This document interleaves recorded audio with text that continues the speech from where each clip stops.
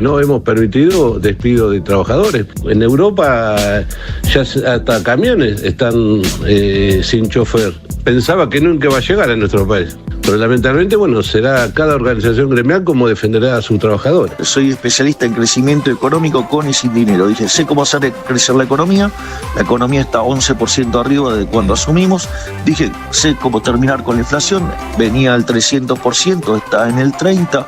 Sí, dije, vamos a bajar la pobreza. Sacamos 14 millones de personas de la pobreza. Dije que iba, el que las hace las paga. Eso se trata de mi trabajo.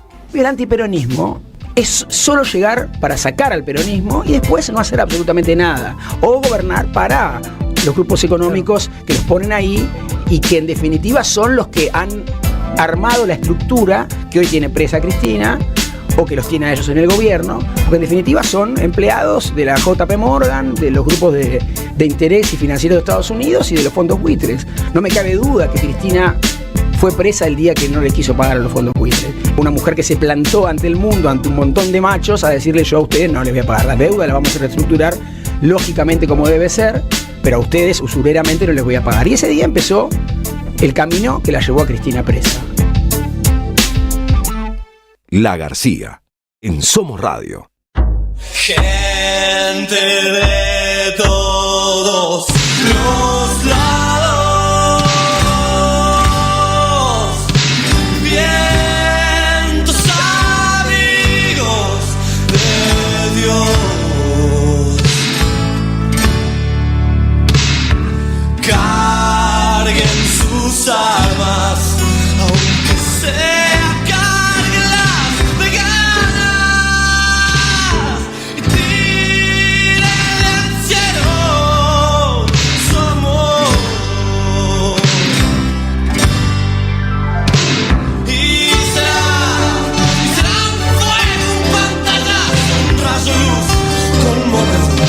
una tormenta, una música infinita, y será un fuego, un pantallazo, un rayo luz conmovedor, una tormenta, una música.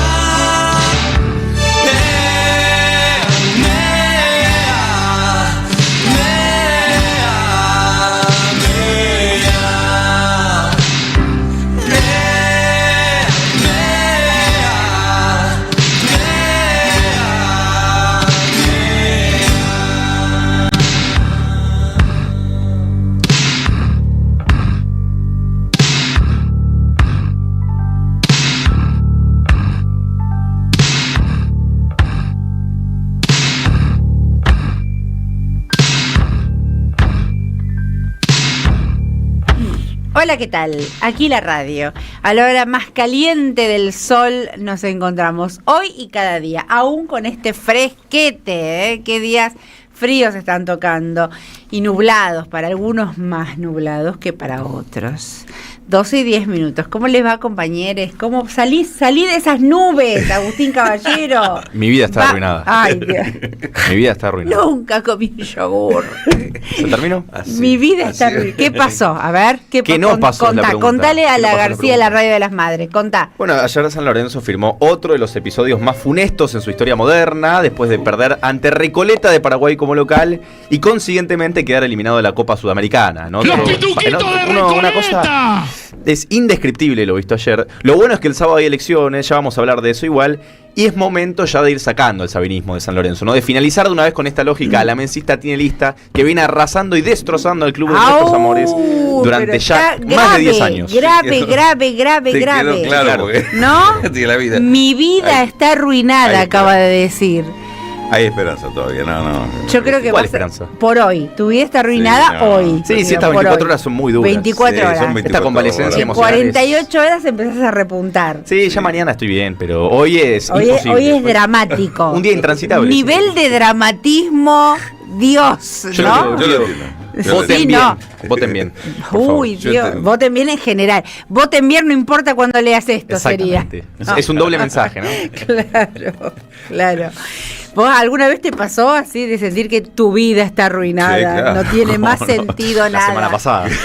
Nada tiene Claro, sentido. cómo no. Ay, A veces varones, sí, varones, varones, por favor. Y no solo por el fútbol. O sea, a esta altura ya, Anoche mi ya viví niño, otras anoche también. mi niño de 11 años, en situación similar a la tuya, hasta el último 4 minutos antes de que termine el partido con Estudiantes, que Sí, finalmente sí. ganó al final, pero no sabés lo que es esa criatura de Dios. El suplementario, después de los 90. Por momento era una piltrafa, lloraba, se revolcaba en el piso.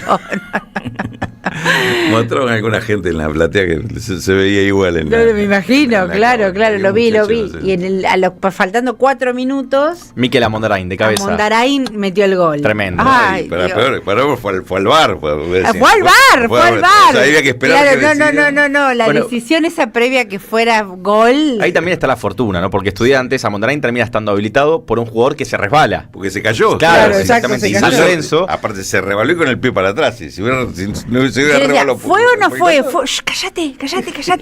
en cambio, en San Lorenzo el que se resbala es el arquero, hace un penal, ¿no? Digo, pasa todo lo contrario, ¿no?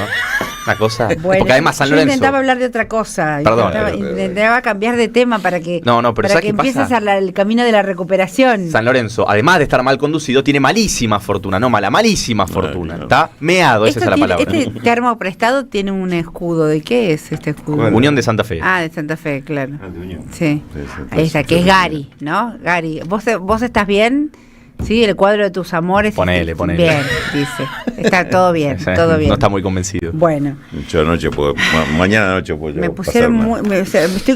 me volví dramática, quedé en modo dramático por Agustín, que está completamente angustiado. No vamos a quitarle dimensión a tu tristeza, ¿no? Sí, claro. No hay Sí, que claro. minimizar la tristeza del otro. No, el fanático del fútbol La me entenderá. lucha que estás dando en este momento, Sí. ¿no? Por arrancar la curva de recuperación. Sí, es muy difícil. Pero Esta convalecencia no va es a pasar indeseable. hoy, digamos. Hoy seguro que no. Hoy no, perfecto. Bueno, te bancamos Gracias. así como estás. Así como soy. Así como sos, te queremos y te bancamos así como sos.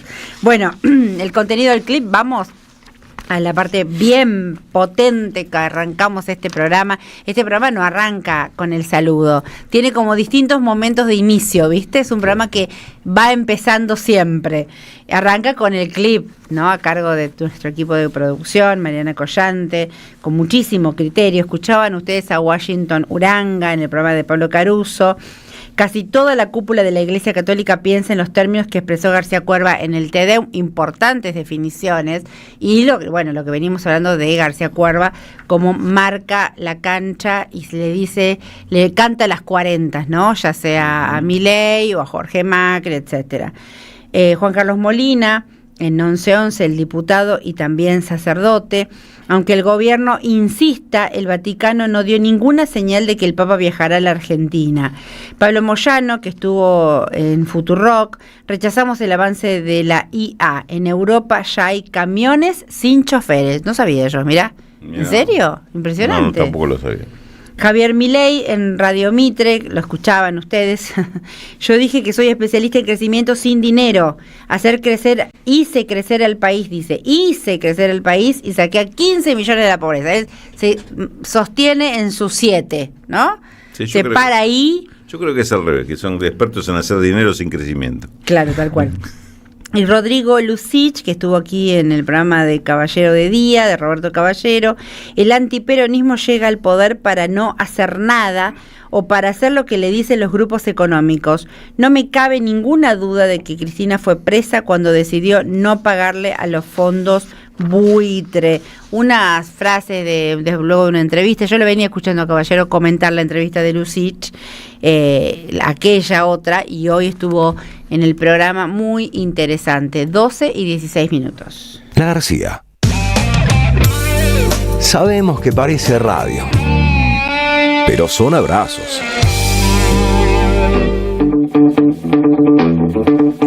Mientras todo esto ocurre, tenemos coordenadas, tenemos quiero disfrute, aunque estemos mal, aunque estemos con el peor día de nuestras vidas, aunque estemos así como estemos, vamos a obligarnos a disfrutar. Quiero disfrute, coordenadas, agenda, Puede ser, Agustín Caballero, vamos. Siempre, ¿ves? cómo no. El camino de la recuperación empieza ahora. Queremos y necesitamos disfrute. Pero primero, 13 grados en la ciudad autónoma de Buenos Aires, Cintia, humedad del 85%, presión de 1022 hectopascales, un viento norte a 8 kilómetros por hora y una visibilidad de 10 kilómetros. El cielo está actualmente nublado y estará nublado durante todo el día, incluso la noche, parcialmente nublado, sin probabilidad de precipitaciones. Jueves, viernes, sábado, domingo, es decir, lo que resta de la semana, tampoco se esperan precipitaciones y habrán temperaturas que oscilarán entre los 11 y los 18 grados, ni más ni menos. Y se espera así mucha neblina para los próximos 3 días. En el inicio de la semana próxima también estará bastante nublado el clima, sin precipitaciones a la vista también. Pasamos al Quiero Disfrute, si te parece, Sin, porque tenemos lo mismo que ayer, que también que les gustó, que es un par de entradas para el cruce Música Argentina con Oscar La Higuera, Oscar Mangione, Eleonora Botelho y otros. Miércoles 3 de junio a las 21 horas en Torcuato Tazo. ¿Tenemos un poco para escuchar? Por ahí debe haber musiquita. Y también tenemos La Capitana, ¿no? Hoy también. Miércoles de La Capitana, miércoles de Bermud, a la hora así del after, cuando las cosas empiezan a calmarse, ¿no? Ahí le escuchamos a Mangione. Donde pierdo el alma. Bueno, entonces repasemos. Quiero Disfrute para el show de Oscar Mangione y su equipo, esa banda divina de un viaje por los distintos géneros de la música argentina. Coordenadas de sí, eso, claro. En el Torcuato Tazo. El Torcuato Tazo, defensa 1575. Si no ganan, ¿no? El Quiero Disfrute, las entradas se pueden conseguir por Passline, pero esto es un par de entradas y esto también va a ser el miércoles 3 de junio a las 21 horas. Y después también tenemos un sorteo de la M530, si te parece. Espera, déjame repasar La Capitana, claro. para dar los dos sorteos de música y gastronomía, tragos de autor, 2 tragos en el after de 18 a 20 horas, allí en Guardia Vieja, 4446, el bodegón La Capitana, a que tanto queremos y agradecemos, y se come increíble. Si van de parte de la García, además los van a tratar de una manera divina. Ahí Carlitos, toda la gente del servicio, Daniela, Nico, así que mandamos un beso gigante al bodegón La Capitana, que se come increíble, y unos tragos de autor divinos y unos tragos sin alcohol también. Para gente sin como alcohol, vos. para sin mí, alcohol, exactamente. sin Hay de alcohol. todo hoy. Y por último, los mocktail. Exacto. Lo debería probar, ¿no? Sí, vas a probarlo. Les voy a dar una oportunidad. Vas a probarlo. Y por último, AM530 está sorteando la primera novela de Ginés González García, Amantes y Alquimistas, de Ediciones Sicu. Por aquí Qué lo vemos, interesante. Muy Qué lindo. bueno. Una sorprendente historia de amor que homenajea a la literatura gauchesca, nuestra historia y la patria chica. Para participar, envíanos tu nombre y tus últimos 3 números de tu DNI al 11 32 000 530, 11 32 000 530, y para el ganador te avisamos que el libro se retira en la radio. 12 y 20 minutos y nos vamos ya mismo para a conocer lo que está pasando en los colegios tomados, ¿no? En el marco del sigue sin cumplirse la ley de financiamiento universitario, y están los ojos de la M530. Martín Suárez, ¿dónde estás, Martín? ¿Cómo te va, Cintia? ¿Cómo va? Con mucho frío aquí en las puertas del Nacional Buenos Aires, en Bolívar al 200. Hubo un relevo hace unos 15, 20 minutos de estudiantes.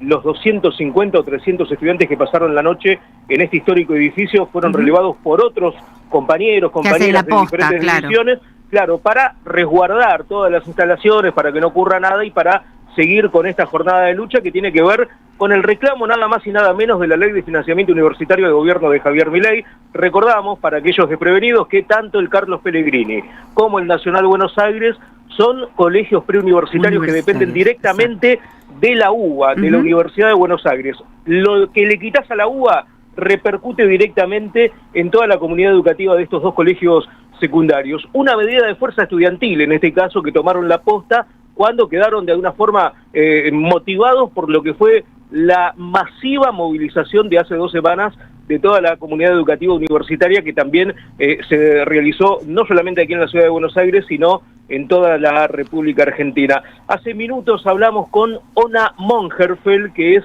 la vicepresidenta del Centro de Estudiantes del Nacional Buenos Aires, que dio algunos detalles. Cintia, si te parece, la escuchamos. Dale, sobre la continuidad que va a llevar adelante las tomas y también sobre toda la crisis que atraviesa puertas adentro este colegio. Okay.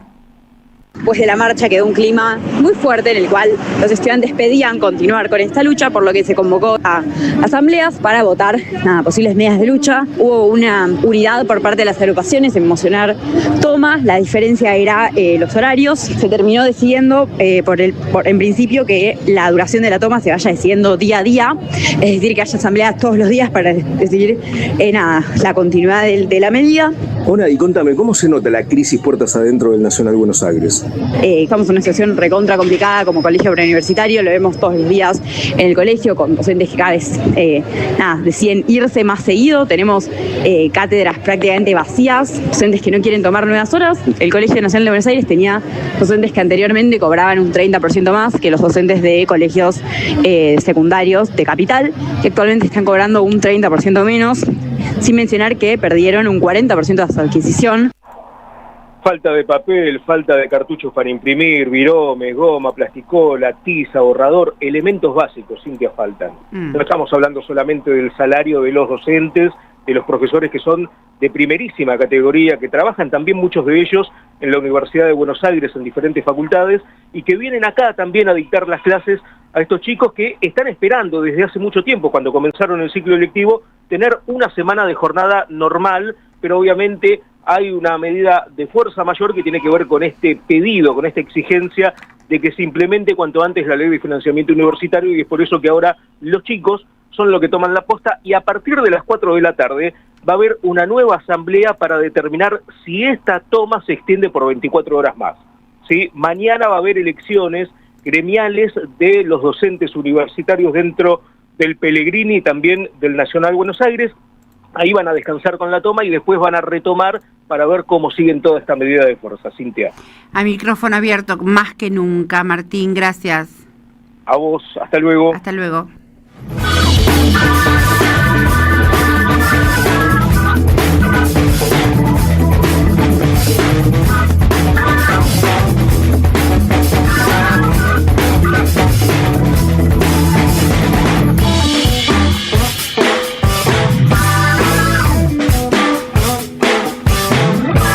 Y 24 minutos, Raúl Rulo de la Torre. Mira, tengo como siempre para tu columna lápiz, papel, todo para anotar. ¿Vamos con la columna directamente? Sí, vamos con la columna directamente. 90 directamente vamos. Vamos tiramos con la cancha, salimos a jugar. Tirá la cancha y así después vas ampliando. Sin precalentamiento. Así, directo. Bueno, es al pelo, ¿no? Anunciaron ayer que van a enviar desde el Ejecutivo al Congreso un super rigi. Sí.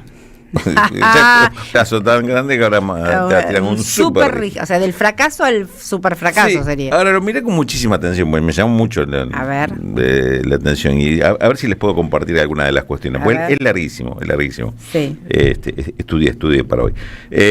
Primero, se configura este régimen de incentivo a las inversiones, a las grandes inversiones. Claro. Pero en este caso, en vez de 200 millones, el mínimo que establecen es de $1.000 millones. $1.000 millones. Ella me empezó a llamar la atención, digo, qué poquitos que van a entrar con esto, no son muchos, porque aparte, recordemos, compra de una empresa. Recordemos que el RIGI son exenciones impositivas. Exenciones impositivas fundamentalmente. Altas, ¿no? Pero también en aportes previsionales, en este caso, aduaneros. Transferencia de recursos, digamos. Tipo de cambio. ¿Y sabes por cuánto tiempo? Por 30 años. Espera 8 gobiernos y por ahí lo podés cambiar. Bueno, Cristina lo llamó el estatuto legal del coloniaje, ¿no? Bueno, nada mal, nada mal definir esto. Pero hay un agregado. Como esto pasa siempre por las manos de Federico Sturzenegger, y Sturzenegger yo le tengo mucho respeto como sastre, porque te hace trajes a medida el tipo. Sí. Lo primero que sospecho siempre es que esto está hecho para alguien.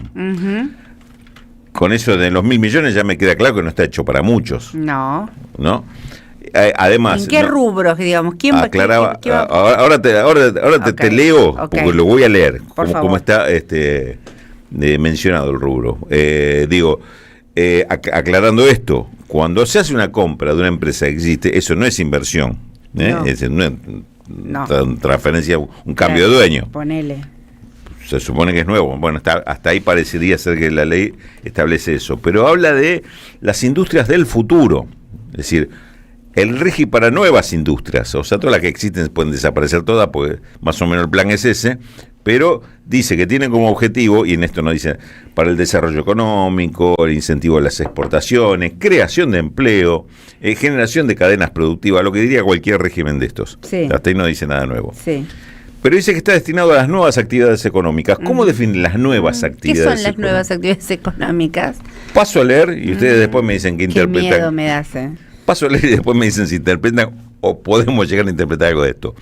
Todo proyecto industrial, tecnológico o de prestación de servicios vinculados a infraestructura tecnológica y digital estratégica con impacto transformador en la estructura productiva nacional, que a la fecha de entrada en vigencia de la ley no se desarrolle, no se produzca ni se preste en el país o solamente se haga a nivel experimental. ¿Qué es esto? Digo, ahora porque el tema es, esto claramente me define que un proyecto entra o no entra por la característica, o me lo deja muy sujeto a la interpretación del que la aplica. ¿Qué es nuevo? ¿no? ¿De qué proyecto digital claro, habla? ¿Qué es nuevo? Que Estamos no se hablando haga... de granjas de enfriamiento para servidores de inteligencia artificial, por ejemplo. Yo te invento, a ver si en vez de la comunicación que tenemos nosotros por auriculares y la transmisión, te invento unos drones que van a andar por acá por el medio del estudio, entonces te mandan la señal y vos vas a entender. Digo, claro. Esto sería algo absolutamente nuevo. Y después cuando me dan el RIGI y te hago los mismos auriculares un poquito, te los pinto un poquito y te los vendo como proyecto nuevo. No, pero no van a ser para establecimientos de server de inteligencia artificial. Puede ser una. Quizás es por eso no es lo Sin que embargo, quiere Peter Thiel, además. Puede ser, pero me dice que pareciera que va para ese lado. Pero como no le encontraron bien la forma de definirlo. No está claro, no está. Porque está alguien puede decir, ¿y eso no se hace ya? Es decir, no, a ese nivel no. A ese nivel no, a esa escala no. Caputo, ¿qué ejemplos dio? Luis Caputo dijo: fabricación de baterías de litio, que no se haga. Bueno, autos eléctricos, sí se hacen, pero son todos experimentales. Paneles solares, sí, ya hace rato que se hacen paneles solares. Turbinas eólicas, cadenas de valor del uranio. Digo, son todos rubros que, digamos, se entran o no entran según el gusto claro. del que lo imponga. Bueno, o sea, primero hay una definición ahí bastante rara que parece más arrimado a que ya hay algún proyecto, entonces le armaron el plan para eso. Porque además, fíjate vos, excluye... Esto, como decís vos, esto está hecho a medida de... A medida de, y no está claro de qué. Claro. Le queda... empresas que ya hayan solicitado ingresar al RIGI anterior no podrán adherirse al nuevo RIGI. Es decir, no me podés transformar porque tenés más de 1.000 millones y dices, te había entraste en el anterior, pero este es más conveniente, te pasás, no podés. Si tenés proyectos similares a otros que ya tenías, tampoco. Si estás asociado, tu empresa está asociada a algún proyecto que ya está presentado, tampoco podés. Ni tampoco puede haber una superposición. Dice, bueno, esto encadeno esto con lo que ya tengo el RIGI anterior, tampoco podés. Es decir, cierra el tema reservado para nuevas actividades, justamente. Y además le agrega que si las provincias van a adherir, tienen que primero asumir el compromiso de no aplicar nuevos gravámenes y después, si quieren dar incentivos impositivos, tasa impuesto a las ganancias, pagan la mitad, 15%. Mirá.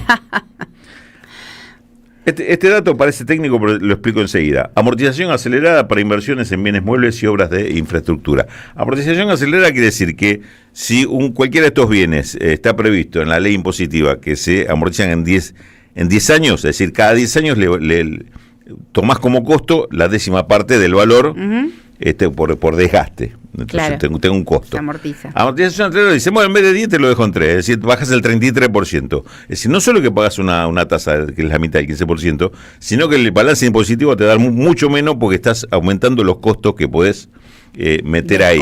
Es un cálculo contable, no es que se gastó más. Sí. Y hay reconozco un error, no sé cómo está ahora, pero la alícuota reducida del 3,5% sobre dividendos y utilidades. No sé cuál es la actual, pero me ocurre que esta es bajísima, ¿no? Es decir, las ganancias de los que retiran dividendos o utilidades pagan nada más que el 3,5%. Hay certificado también de crédito fiscal, es decir, las compras sobre IVA, es decir, casi no van a pagar Ahora, IVA. te hago una pregunta. Este es el Super Rigi, ¿no? Sí. El Rigi, ¿qué inversiones trajo?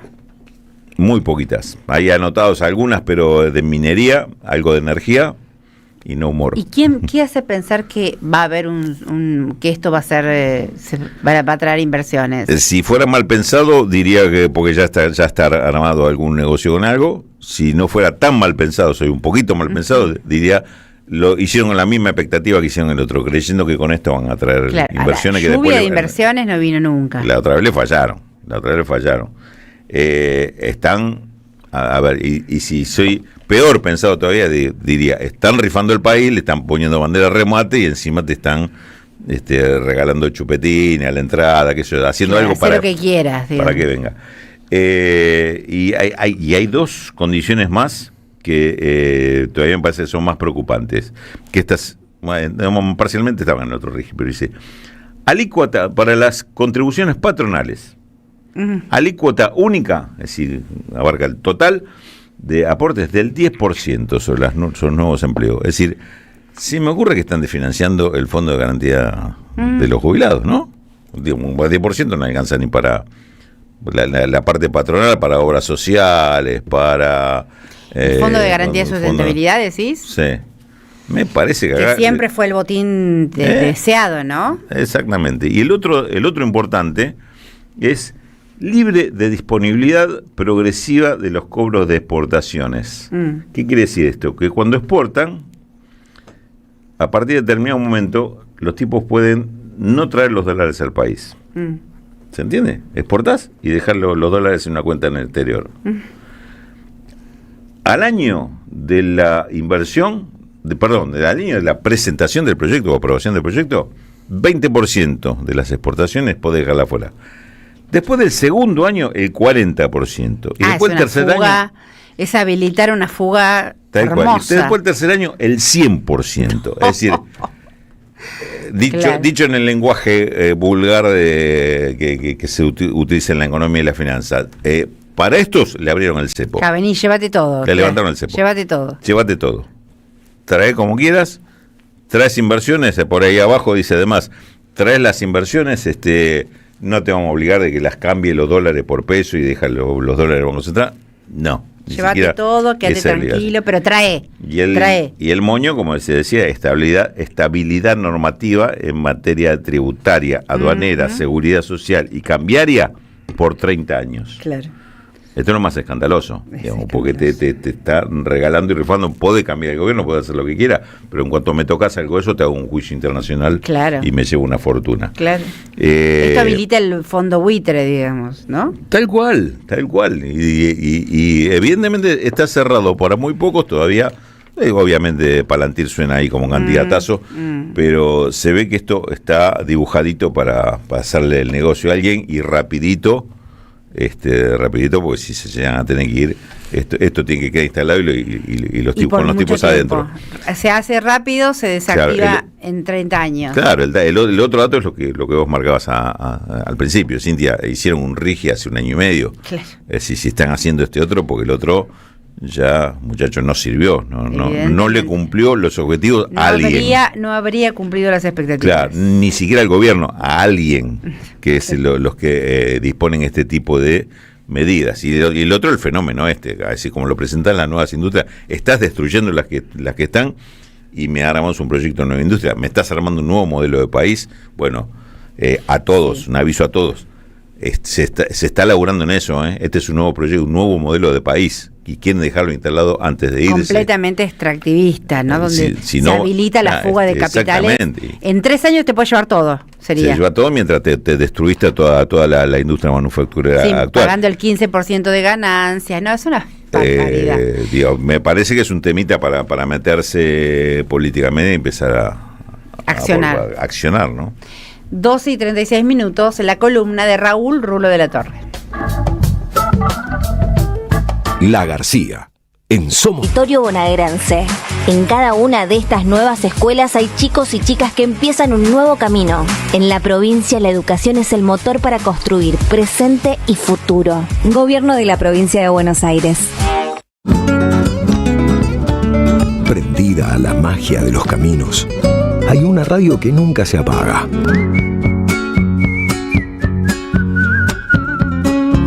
Porque es demasiado aburrido seguir y seguir la huella. Prende la radio. Prendete. AM530. 20 años. Somos radio. Somos comunidad.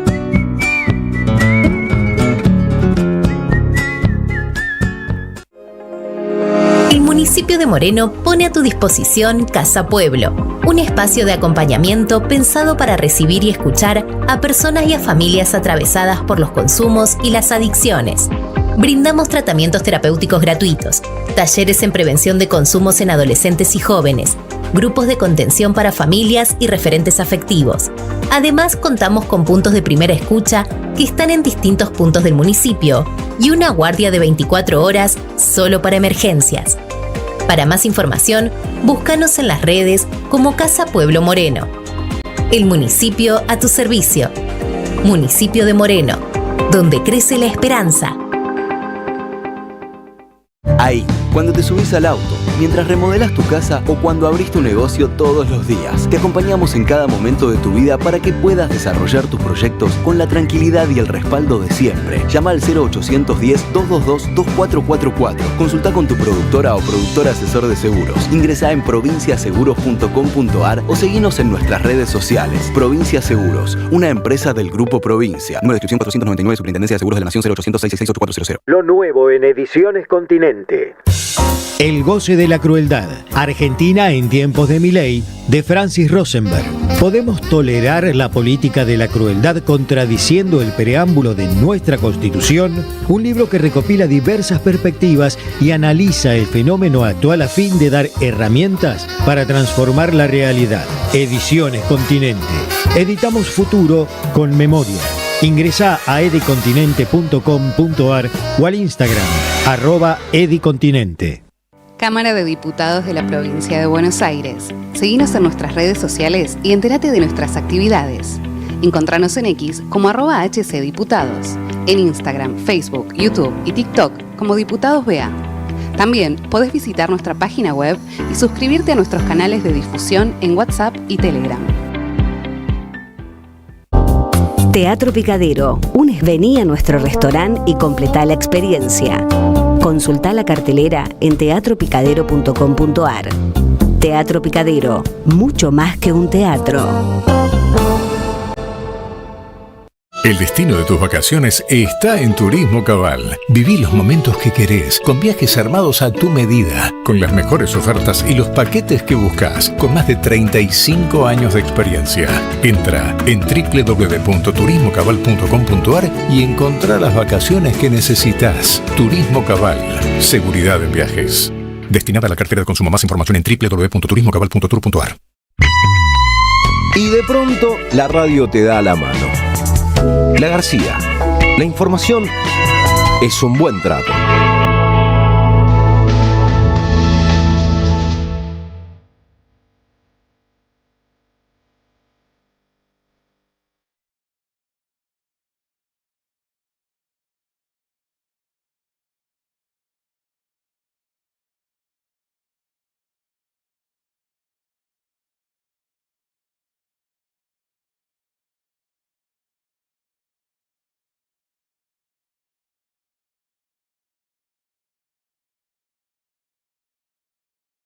Dos y 41 minutos, ya vamos a saludarnos a nuestro invitado que está en piso. Viene directo de Córdoba Capital y está acá con nosotros, así que le agradecemos. Ahora lo voy a presentar. Ya lo estuvimos charlando fuera de aire, pero dame coordenadas, Agustín. Sí, como no, en este momento 13 grados y 4 décimas en la ciudad autónoma de Buenos Aires, con una humedad del 87%. El cielo sigue cubierto y lo seguirá durante todo el día, tanto a la tarde como a la noche. De igual manera, las probabilidades de precipitación son de 0%. Les recuerdo vías de contacto, tenemos nuestro YouTube, nuestro Instagram, nuestras redes sociales como Somos Radio AM530 y en YouTube particularmente. Si tocan en la solapa de en vivo, nos pueden ver aquí con nuestras caras, nuestros cuerpos y nuestras gesticulaciones. La línea de oyentes para que opinen y los vamos a ir leyendo a medida que avance el programa es 11 32 000 530, 11 32 000 530.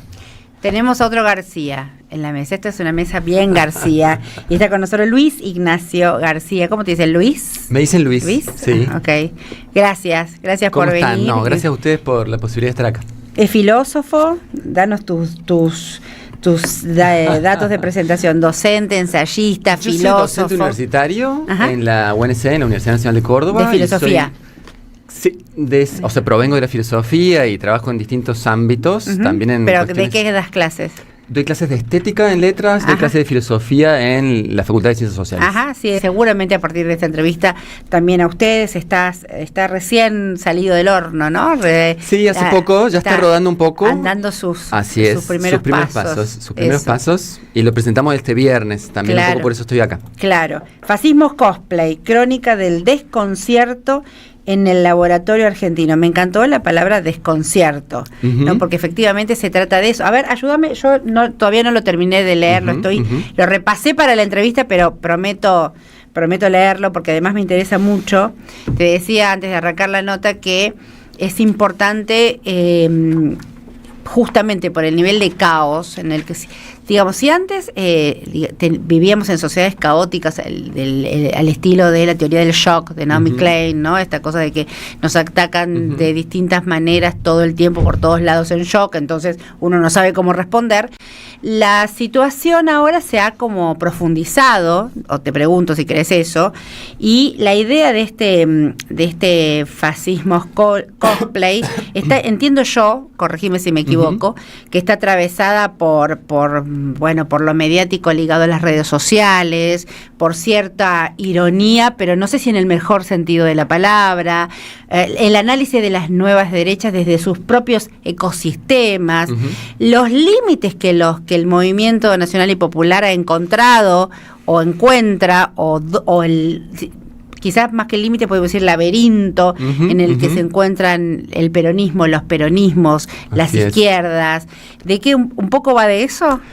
Sí, un poco va de todo eso. El libro, de hecho, tiene formalmente está abierto a la contingencia de lo que iba pasando, porque en realidad es un montaje de un conjunto de posteos de Instagram. Yo trabajo desde la academia, soy investigador de CONICET y sin embargo me pareció interesante el experimento de... Desde sus lenguajes, exactamente, ¿no? La idea era intervenir en modos de la circulación de la palabra y del sentido que eran los modos que a nosotros más nos sorprendían y en ese sentido intentar, pensar la articulación de un discurso allí donde se produce la desarticulación de los discursos del presente, que son las redes sociales, que creo que es una apuesta que representa la idea general del libro, ¿no? Un poco, no tanto una postura reactiva frente a lo que estas ultraderechas están significando a nivel global y local en particular, sino también una entender... meterse... No solo analítico, sino experimental. Es decir, bucear adentro de un conjunto de transformaciones de las que ellos son síntomas y que están sabiendo capitalizar a su favor, pero tranquilamente podríamos y deberíamos instrumentarlo a nuestro favor. Y cuando digo a nuestro favor, digo que hay una suerte de energía liberada en este tiempo por la cual hay una disputa presente, política, respecto a qué se hace con esa energía. Déjame leer un párrafo que me llamó la atención. Dice, de la batalla cultural a la guerra psicológica. Ayer, 13 de noviembre de 2024, se presentó en sociedad la Fundación Faro, el nuevo think tank oficialista que busca expandir la doctrina ultra del gobierno, formar cuadros y dirigentes, además de servir como vehículo jurídico para recaudar fondos para la causa libertaria. A la cabeza figura Agustín Laje, un cuadro local de la necropolítica global, formado por el Pentágono en contraterrorismo. Me aterroriza, voy leyendo y me pasaba ayer cuando repasaba y me pasa lo mismo ahora, me voy aterrorizando de nuevo. Influencer neofascista devenido funcionario. fundar una institución estatal para sostener una ideología oficial con fondos públicos se parece bastante a una confesión de capitulación en la batalla cultural que se dice librar. Me pareció interesante, ¿no? Esto de también es una respuesta en ese buceo experimental del que vos hablás. O sea, ¿qué pasa con la verdad de estas nuevas derechas? ¿Qué pasa con la noción de verdad? Ellos dicen batalla cultural, pero a la vez derrumban eso es lo mismo que erigen, ¿sería algo así? Me parece que ellas, estas ultraderechas, son las que han sabido aprovechar al máximo el clima, digamos, del debate público atravesado por estas nuevas configuraciones en donde todo parece deshacerse y ninguna verdad parece poder Pero hay una batalla sostenerse. Cultural, ¿están dando realmente una batalla cultural o no la están dando y esa es? ¿Qué cultura ofrecen? Hoy a esta altura ya deja de ser un término neutro, ¿no? Batalla cultural, y parece un término hoy demasiado apropiado por ellos. En su momento, batalla cultural, era un término que provenía de tradiciones populares, de tradiciones intelectuales de la izquierda, etcétera. Hoy por hoy, cada vez que decimos esa expresión, tenemos que poner comillas y tratar de empezar a desentrañar de qué se está hablando. Claro, o resignificarlas. En todo caso, o volver a significarlas. Lo que viene nombrando en la ultraderecha es un proceso de desdemonización de su propia política desde la segunda posguerra. O sea, fue un plan deliberado de lo que se llamó la nueva derecha francesa, que en el 68, cuando surge la nueva izquierda, dicen ¿cómo hacemos nosotros para volver las políticas que fueron derrotadas en la Segunda Guerra Mundial, es decir, el nazismo, el fascismo, etcétera, volver a darle legitimidad en un contexto de aparente triunfo de la democracia en Occidente? Y la manera de darle esa nueva legitimidad es dando batallas que no son meramente políticas, sino eminentemente culturales, y hacen esta lectura por derecha de tradiciones que son de izquierda.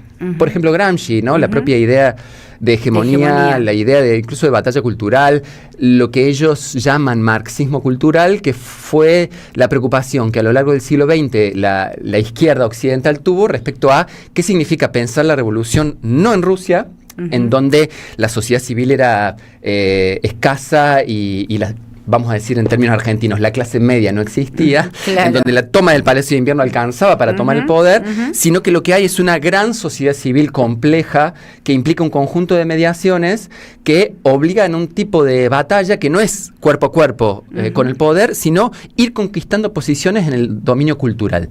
Lo que la ultraderecha llamó una metapolítica.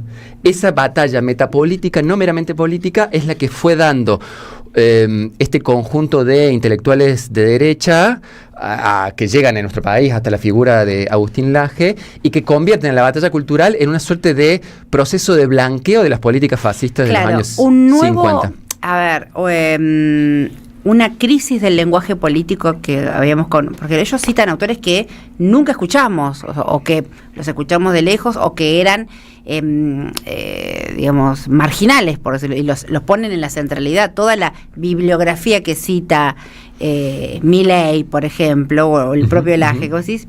¿De qué está hablando? Ahí también hay una crisis de verdad o hay una crisis del lenguaje político. ¿O ellos introducen una crisis en el lenguaje político?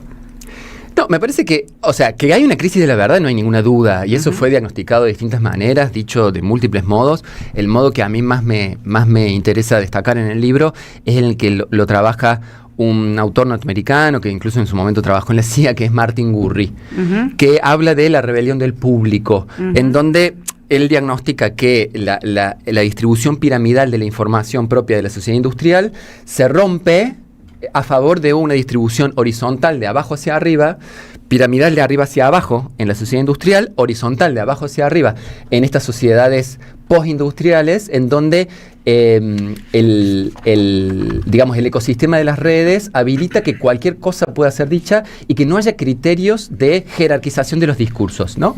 Lo cual va de la mano de cierta idea, digamos así, antisistema en donde la jerarquía de ciertos discursos, de alguna manera dados por autorizados, se rompe. Claro. Entonces le da al discurso de la ultraderecha cierto aire, digamos, antisistema, que también le fue muy oportuno.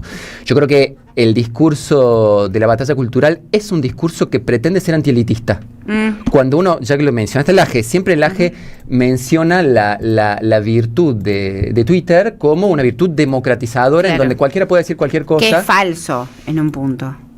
Por supuesto que es falso, no solo es falso, sino que esa idea de poder decir cualquier cosa es la destrucción de cualquier criterio de construcción colectiva de la verdad. Exacto. Es decir, es poner un terraplanista al lado de un físico y que todo vale. Y que todo estuviera en el mismo nivel, ¿no? Claro. Entonces que cualquier cosa, por el simple hecho de ser puesta porque en un una tweet, cosa entiendo, vos corregime si me equivoco, sí, porque sí. Yo voy de lo que leí a lo que no. A lo que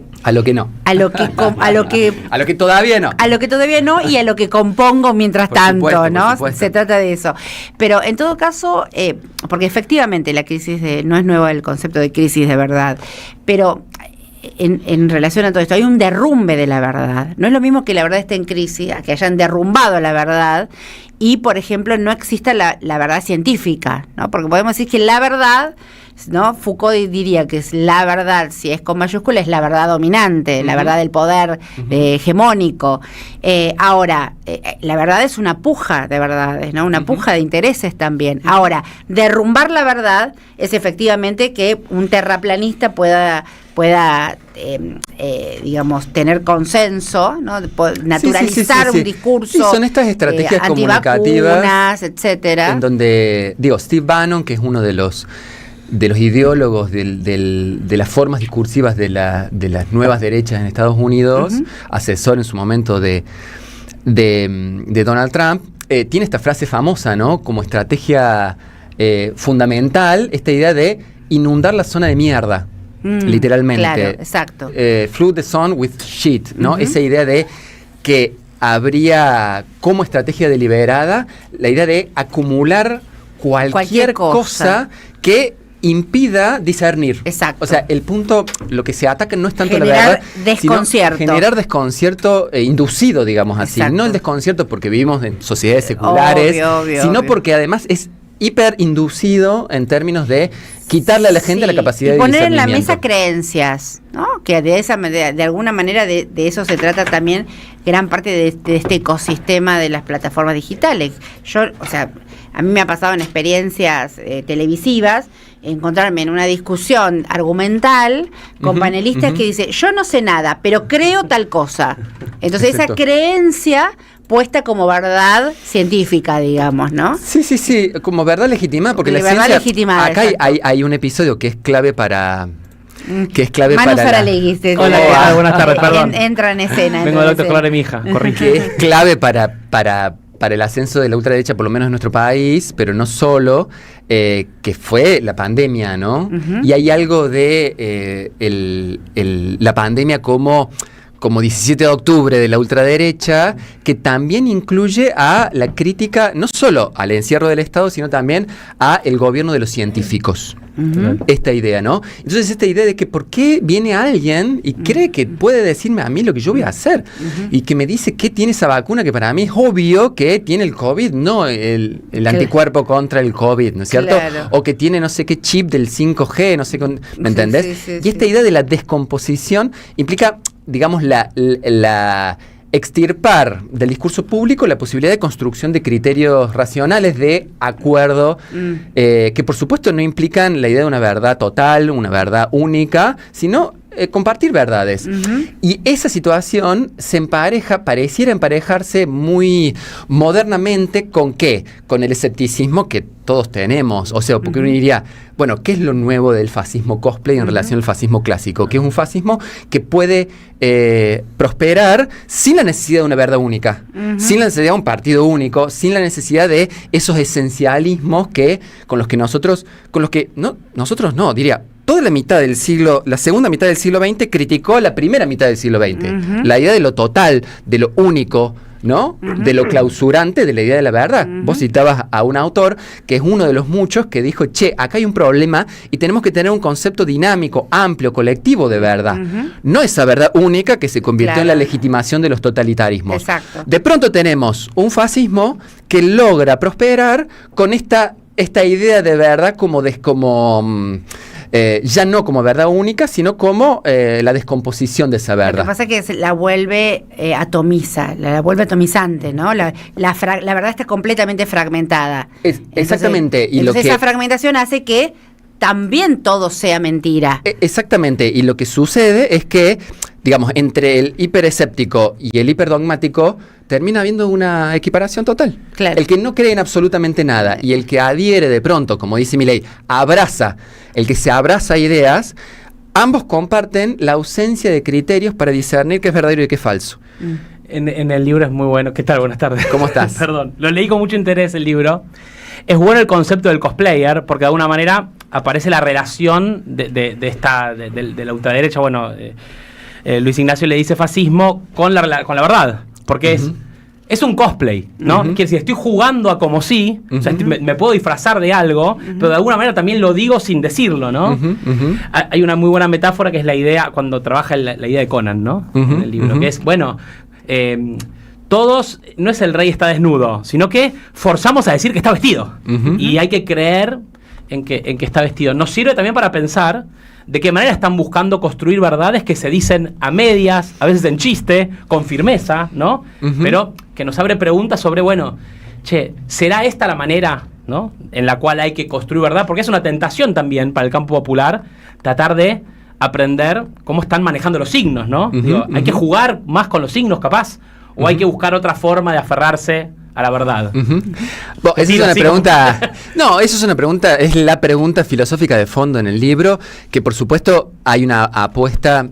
Por un lado hay un diagnóstico de qué tipo de en qué tipo de descomposición nos han hecho ingresar, ¿no? ¿Cuál es el barro en el que chapoteamos?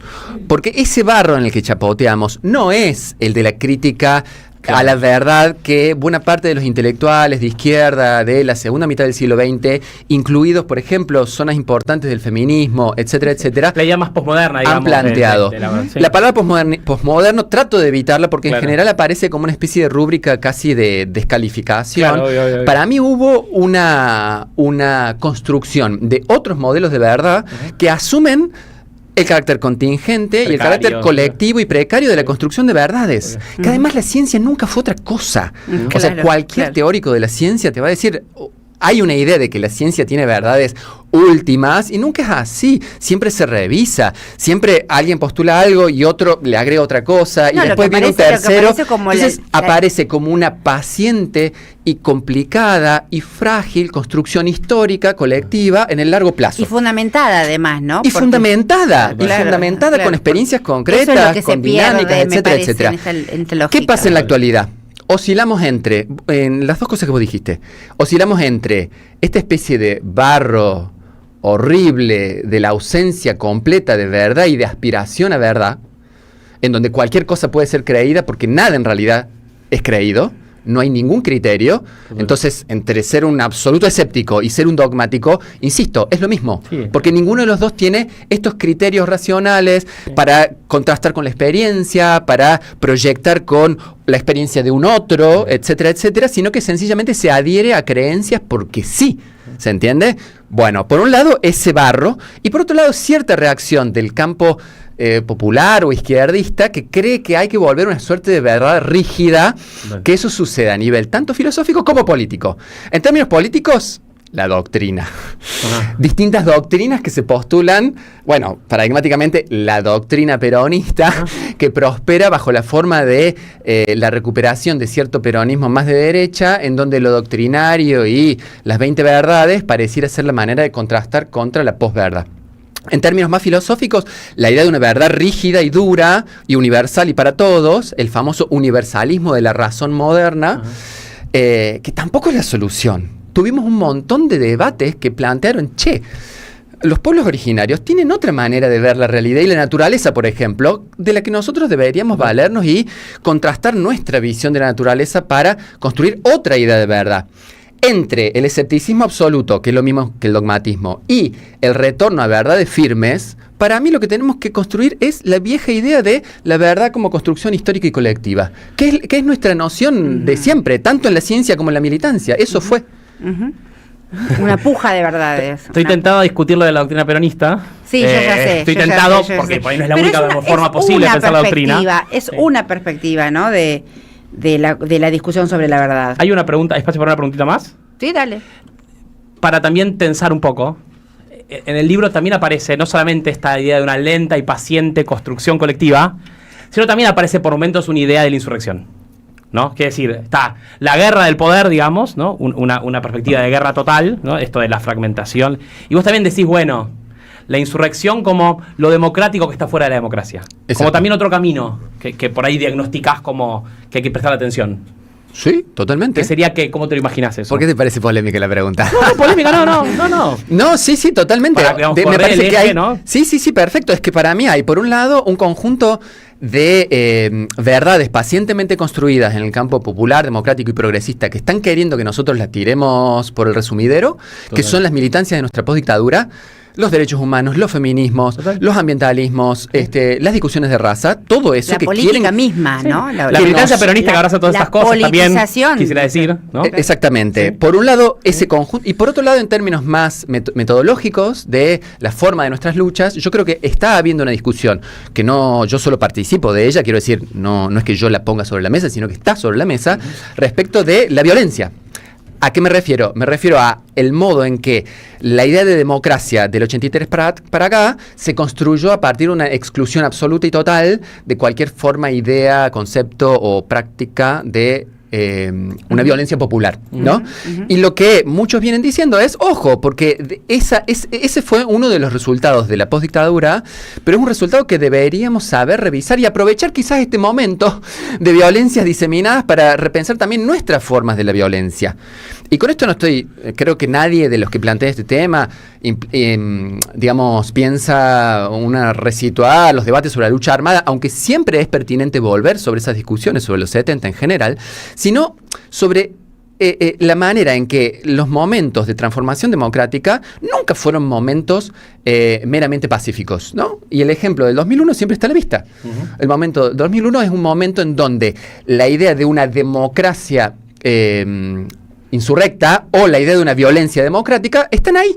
Y es muy difícil negar pero fíjate, ese horizonte. Es interesante lo que planteas, porque es una de las cuestiones censuradas como producto de la post-dictadura. Exacto. No pensar en una respuesta, qué sé yo, estoy pensando de la carta de los obispos tercermundistas, cuando dice la violencia también puede ser defensiva, ¿no? Violencia es hambrar, asesinar, desaparecer, matar, y pone una postura que no es una postura pacifista, ¿no? Esta cosa, y va de la mano, quizás estoy forzando el argumento, pero va de la mano de los argentinos unidos, ¿no? Del no hay conflicto, ¿no? La respuesta es sin conflicto. Va de la mano de no hay conflicto y va de la mano, las transformaciones radicales ya no van más.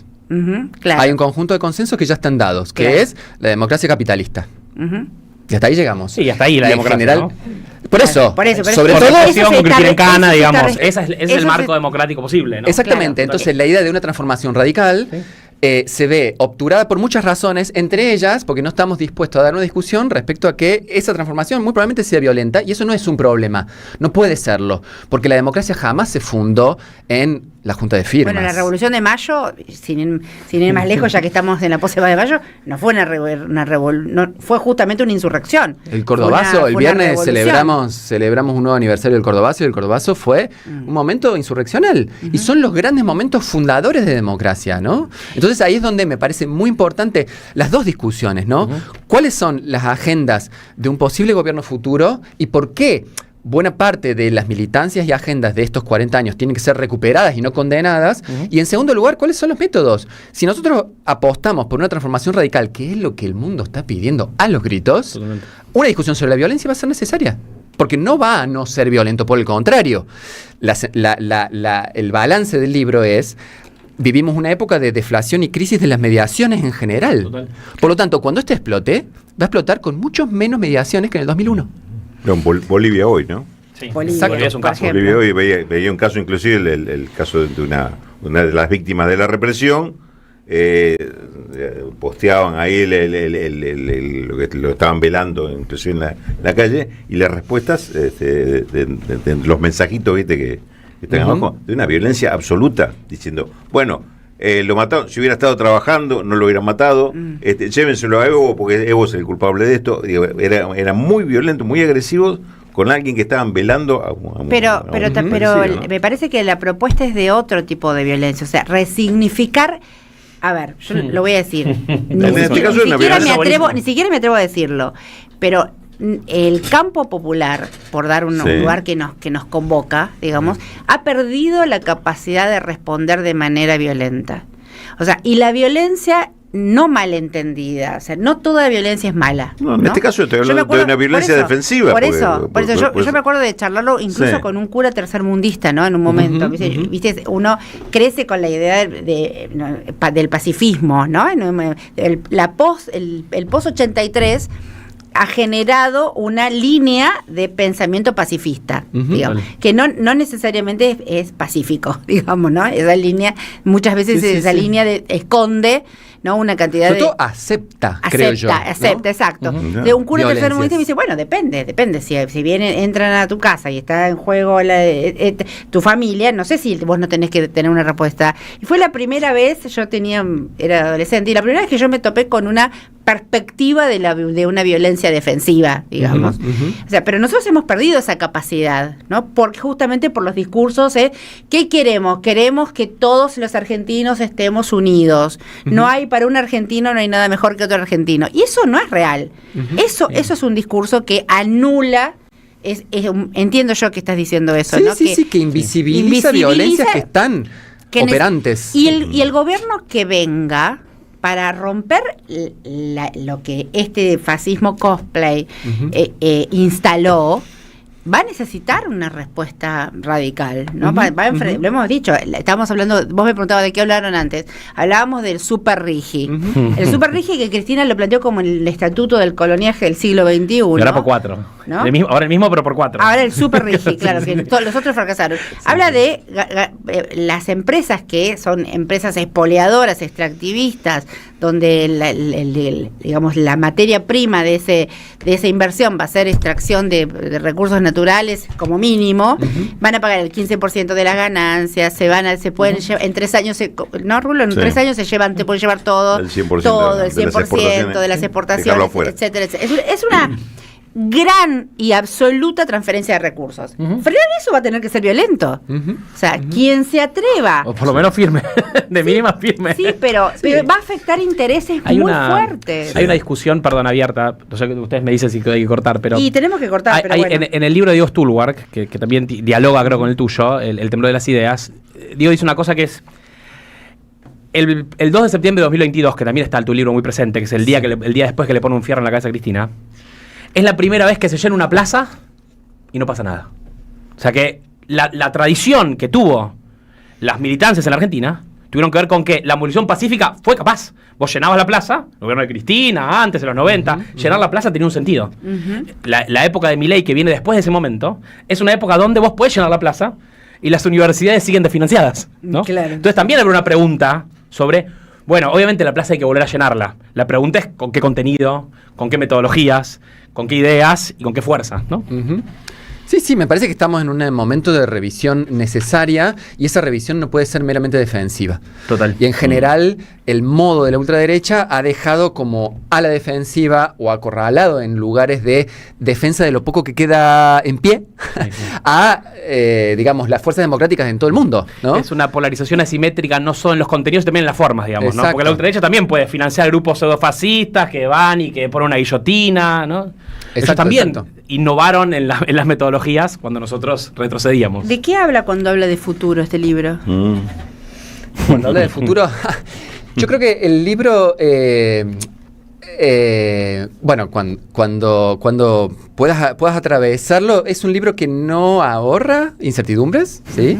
Es un libro que se escribe en los 2 primeros años y que hoy lo estoy leyendo un poquito en vistas a los 2 siguientes años del mandato de Milei, en el sentido de que yo creo que es un libro que plantea una pregunta un poco irritante para nosotros, que sería algo así como, ¿cuál es la lección de la ultraderecha para nosotros? Sí. Que, digo, hacerse esa pregunta y hacérsela en serio implica ya desplazar varios supuestos de nuestro campo, ¿no? Bueno, y en ese sentido... ¿Das alguna señal sobre la respuesta? Sí, para mí hay respuesta respecto de eso acá. Y que tiene que ver, digo, yo diría, por lo menos hay una expansión de lo que entendemos por pueblo, que nosotros desde la tradición peronista asociamos al pueblo trabajador. Y fueron ellos los que dijeron, chiques, el trabajador empezó a hacer muchas más cosas de las que ustedes creen. Hay una expansión de lo que entendemos por el pueblo trabajador. Hay una expansión de lo que entendemos por ciudadanía. Las ciudadanías digitales de los pibes jóvenes, de mis hijos, de mis alumnos, son otra cosa que la ciudadanía letrada, lectora de diarios. Es otra cosa. Y se tienen que noticiar si pretenden tener algún tipo de impacto en este presente. ¿Sabés qué creo yo? Que lo que yo estoy trabajando, creo que lo que nos enseñó esta derecha desvergonzada, ¿no? Porque es una derecha que no tiene miedo a decir que es de derecha, casi no tienen vergüenza de ser fascistas, es que hay una sociedad que está preparada para avances radicales. Porque la propuesta radical... Y en tercer lugar, claro. Por eso, digo, en primer lugar, pensemos el pueblo de manera muy ampliada. ¿Cómo es ese pueblo con el 50% de informales? Digo, pensemos una ciudadanía digitalizada. ¿Qué significa? Que los pibes no lean más diarios. O sea, es un montón en términos de transmisión de militancia. Y en tercer lugar, esto que decís vos, pensemos esta democracia ampliada por fuera de los marcos procedimentales a los que nos acostumbramos a pensarla durante la postdictadura. Total. Y ahí el debate sobre la violencia es central. Gracias por... Sigamos, ¿no? Sigamos pensando, sigamos leyendo. Fascismo Cosplay, Luis Ignacio García. La García, en Somos Radio. Nace RCT, Turismo de Bienestar, una nueva propuesta de salud entre el campo y el mar en Chapadmalal. Programas antiestrés de 3 y 7 días, supervisado por profesionales de la salud. Comidas saludables, caminatas, yoga, gimnasio y spa, piscina y gimnasia acuática. Es tiempo de salud, relax, naturaleza y de sentirse bien. Es tiempo de bienestar. RCT. Informes y reservas 54911 24 61 16 21. Web www.rct.coop. RCT, Club Vacacional y Spa en Chapadmalal. En AM530 pasan muchas cosas. Y todo lo que pasa está en la red. Somos Radio AM530 en Facebook. Entérate de lo que pasa. AM530. Somos redes. Somos radio. El municipio de Moreno pone a tu disposición el Centro Odontológico La Viviana, ubicado en la localidad de Trujuy, donde se hacen cirugías, tratamientos de periodoncia y tratamientos de conducto. Los turnos los pedís en cualquiera de las 32 unidades sanitarias ubicadas en todo el municipio. Más información en moreno.gov.ar. El municipio a tu servicio. Municipio de Moreno, donde crece la esperanza. ¿Sabías que estás increíblemente cerca de una de las catedrales más importantes del mundo? ¿De un teatro a la altura de la Scala de Milano? ¿De un museo de ciencias naturales tan impactante como el Smithsonian de Washington? ¿De un parque infantil que inspiró al mismísimo Walt Disney? ¿Y de la primera ciudad planificada de Latinoamérica?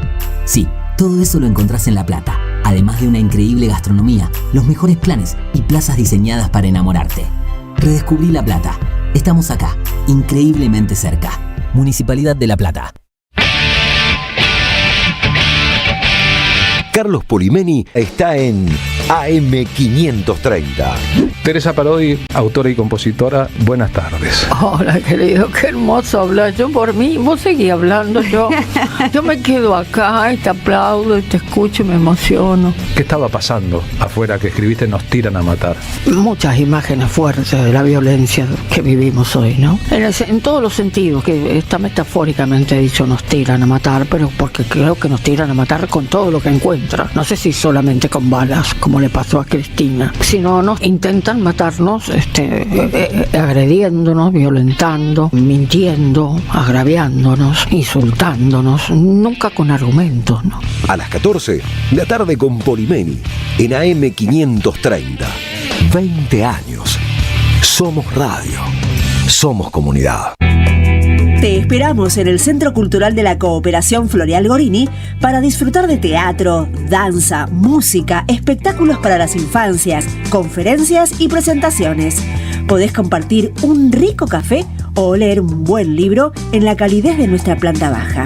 Recorre nuestra agenda en www.centrocultural.coop y seguinos en las redes sociales. Comprando las entradas con tarjeta Cabal Crédito o Débito accedes a un 50% de descuento.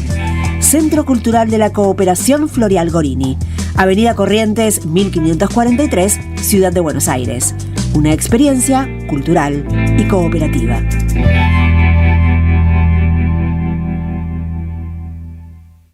Hasta las 14. La información imprescindible está en La García.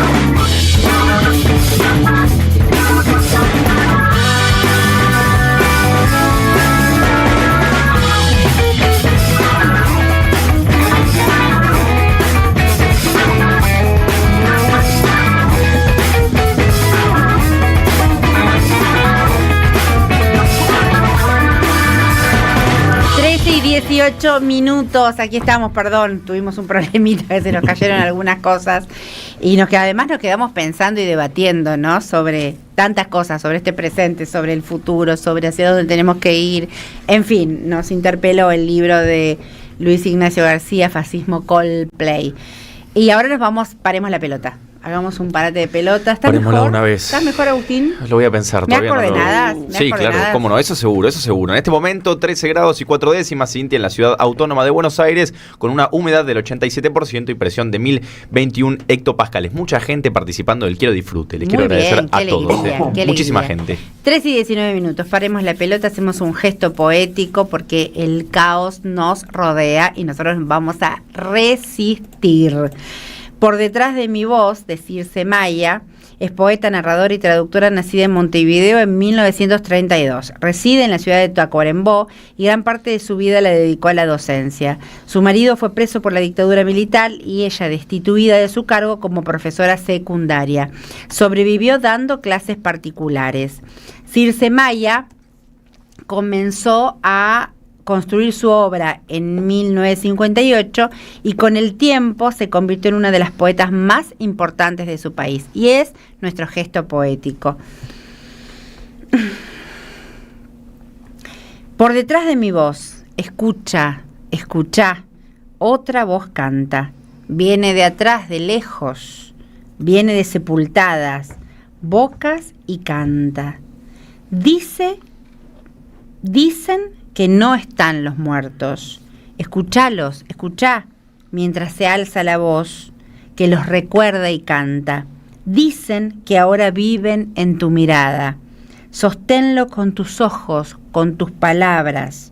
Sostenelos con tu vida, que no se pierdan, que no se caigan.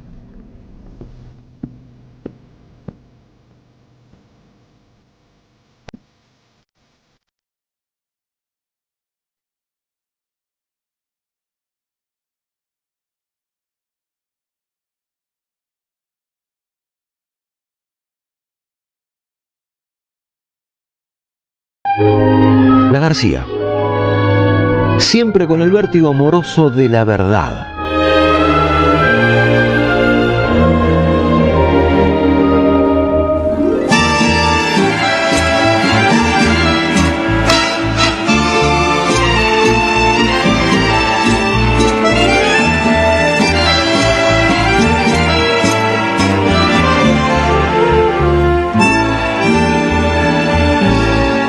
Gira que te gira a través de la ciudad. Este taxi mío es un mundo en libertad, mundo que de tanto en tanto habita el apuro de llegar a alguna cita. 13:22, Taxi Mío es el santo y seña de esta columna de Taxi Periodismo. La cita es La García en la 530. El taxista a cargo de esta columna es Juan Ranieri. Hola Juan querido, ¿dónde estás? Hola, sí. Hola, equipo, bueno. ¿Cómo va? Argentina. ¿Qué haces? Estamos a full con el clima del mundial, Cintia. Veo, hace un mes. Sí, hace un mes dije, pero pucha, se viene el clima del mundial. Pero a ver, para, déjame. Bueno. ¿Dónde estás parado? ¿Dónde estás? ¿En alguna cancha? ¿Dónde estás? No, estoy en Herrera, entre Ituzaingó y Samperio, en el barrio de Barracas. Barraca. ¿Y ahí hay clima de mundial? ¿Que están gritando Argentina? Sí, mirá, por lo menos yo sí, acá hay uno, mirá. Ahí le toco bocina, mirá, está por lo menos. Sacá la banderita, sí. Argentina. Mirá. Argentina. ¿Te pintaste la cara? Bueno, sí, se viene el mundial, Cintia. ¿Qué te puedo decir? Se nota. Pero sí, solamente vos lo estás notando. No, Cintia, hagamos una cosa. Mirá. A ver. Digo, estuve preguntando, hablé con mucha gente y bueno, le mandé un videito a la producción, que lo pasen y lo charlamos. Dale. A ver, ¿hay clima de mundial? No, para nada. ¿No sentís que haya clima de mundial? No, Estamos a un mes. No, ni me acuerdo que es el mes que viene el mundial. ¿Y por qué pensás? ¿Qué crees vos que pasa? Y creo que es por la crisis, porque la gente está re mal, no tiene ni tiempo ni energía para pensar en eso. Clima de mundial no veo. Puede ser que haya un poco más de clima de mundial donde se juntan a cambiar figuritas, ya sea el Parque Rivadavia o el Parque Centenario. Ni fixture, ni nada, ni nada. La verdad que es un fiel reflejo de la realidad. A mí lo que más que nada me hace ruido es el tema de la organización. Esto de hacerlo en varios países, hacerlo muy show. ¿Y la situación del país te parece que tiene que ver por ahí con ese no clima? Siento que en Argentina, a ver, desde que yo más o menos tengo conciencia, preocupaciones siempre. El entorno o el ecosistema repercute, ¿no? O sea, si vos estás tranquilo, sin problemas, económicamente estás bien, obviamente podés terminar abocando un poco más de tiempo y energía a algo que te apasiona como el fútbol, ¿no? Porque no se ve el clima, la verdad que ni en la calle, ni en grupo de amigos. No se ve ni media bandera. El clima del mundial no se ve por ningún lado. Creo que la consecuencia es la situación terrible que está pasando el país, en especial la económica. ¿Hay clima de mundial? No me parece mucho, ¿no? Me parece como que está un poco apagado. Yo creo que con toda la cuestión social, la cuestión económica, no sé si la gente está tan pendiente como otros años. ¿Hay clima de mundial? No, creo que no, ¿eh? Este año, este mundial me parece que nada que ver. ¿Pero vos otros mundiales te prendías? Sí, siempre, me encanta. Por el tema, cómo está el país, nada, estamos mal. ¿No hay clima de mundial? No. ¿Solamente de figuritas? Sí, de figuritas. Tengo a mis nenes y no les compré ni el álbum ni las figuritas. Claro. Claro, que es un presupuesto. Es un presupuesto, claro que es un presupuesto.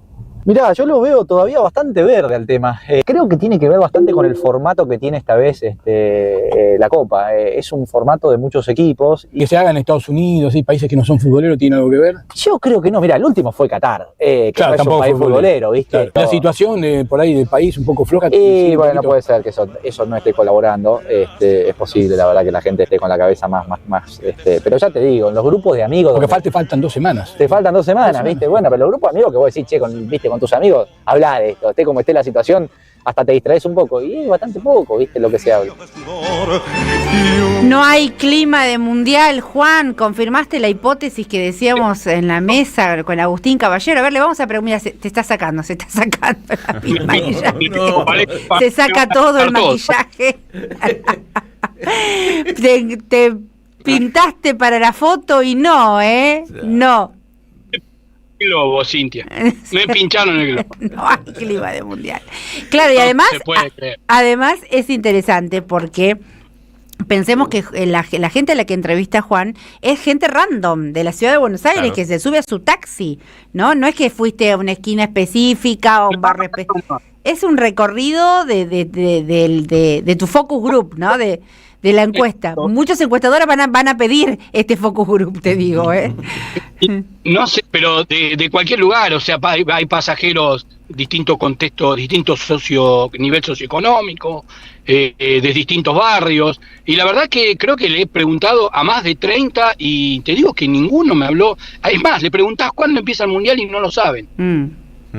Es algo acá que charlamos, a ver, vamos a confirmarlo con nuestro experto en deportes. Agustín, ¿confirmás que no hay clima de mundial? Clima de mundial no hay seguro, y yo creo que es un fenómeno multifactorial, cada uno tiene sus razones. En mi caso, por ejemplo, también juega el hecho de que Argentina ya haya salido campeón, incluso con Messi. Creo que después de esto no hay mucho más. Y además también, por ejemplo, en mi caso también, que sea en Estados Unidos, ¿no? Que está bombardeando a Irán, que esté haciendo estas cosas con Israel. No, nada ayuda, no ayuda la situación, como decían muchos pasajeros, Juan, la situación económica, no ayuda el país anfitrión, no ayuda. Sí. La situación, por ejemplo, a esta altura del partido, ¿cuántos de nosotros teníamos 2 o 3 fixtures del almacén Don Carlos, de la pescadería, de la farmacia? Ahora, ¿quién tiene un fixture? ¿Quién va a poner un mango? No, para nada. ¿No? Yo, porque me lo dieron en la peluquería, pero... En la peluquería se lo dieron a Rulo. Pero tampoco se lo sacaban de la mano, eso me extrañó. Claro. No era una novedad. Ay, quiero, dame, claro. Y otros momentos de crisis al revés, el mundial era una forma de escaparse de la crisis. Es verdad. Sí hay clima, como dijimos, de álbum de figuritas, ¿no? Y de intercambio. Eso seguro. Eso sí. Eso hay clima de álbum de figuritas. En Parque Centenario pasás Parque Rivadavia, cuando pasás los domingos se ven ahí los chicos. Ojo, como decía una de las pasajeras, es un presupuesto, ¿no? Sí. Estamos hablando que son 2.000 pesos el paquete, con suerte. Bueno, hay un cálculo que es para completarlo por arriba de 2 millones de pesos, ¿no? ¿Ah, sí? Algo así. Hoy al respecto escuché en una radio colega, ¿sí? A la mañana, que hace 10 años, digamos 12 años, en el Mundial 14, llenar el álbum era el 60% de un sueldo mínimo. Hoy son 2 sueldos. 2 sueldos mínimos. Claro. Exacto. Sí, así escuché bien la mañana.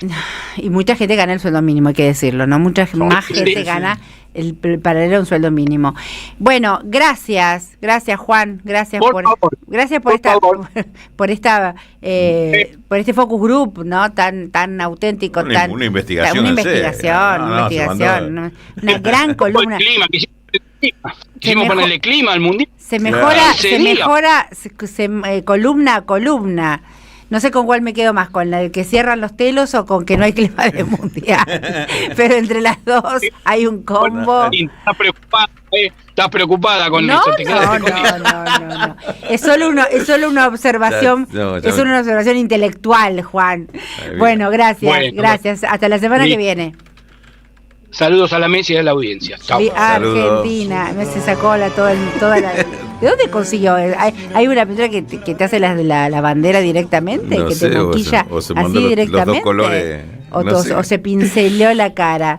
La columna de Taxi Periodismo a cargo de Juan Raniel. Recorro otra ciudad llamada Soledad.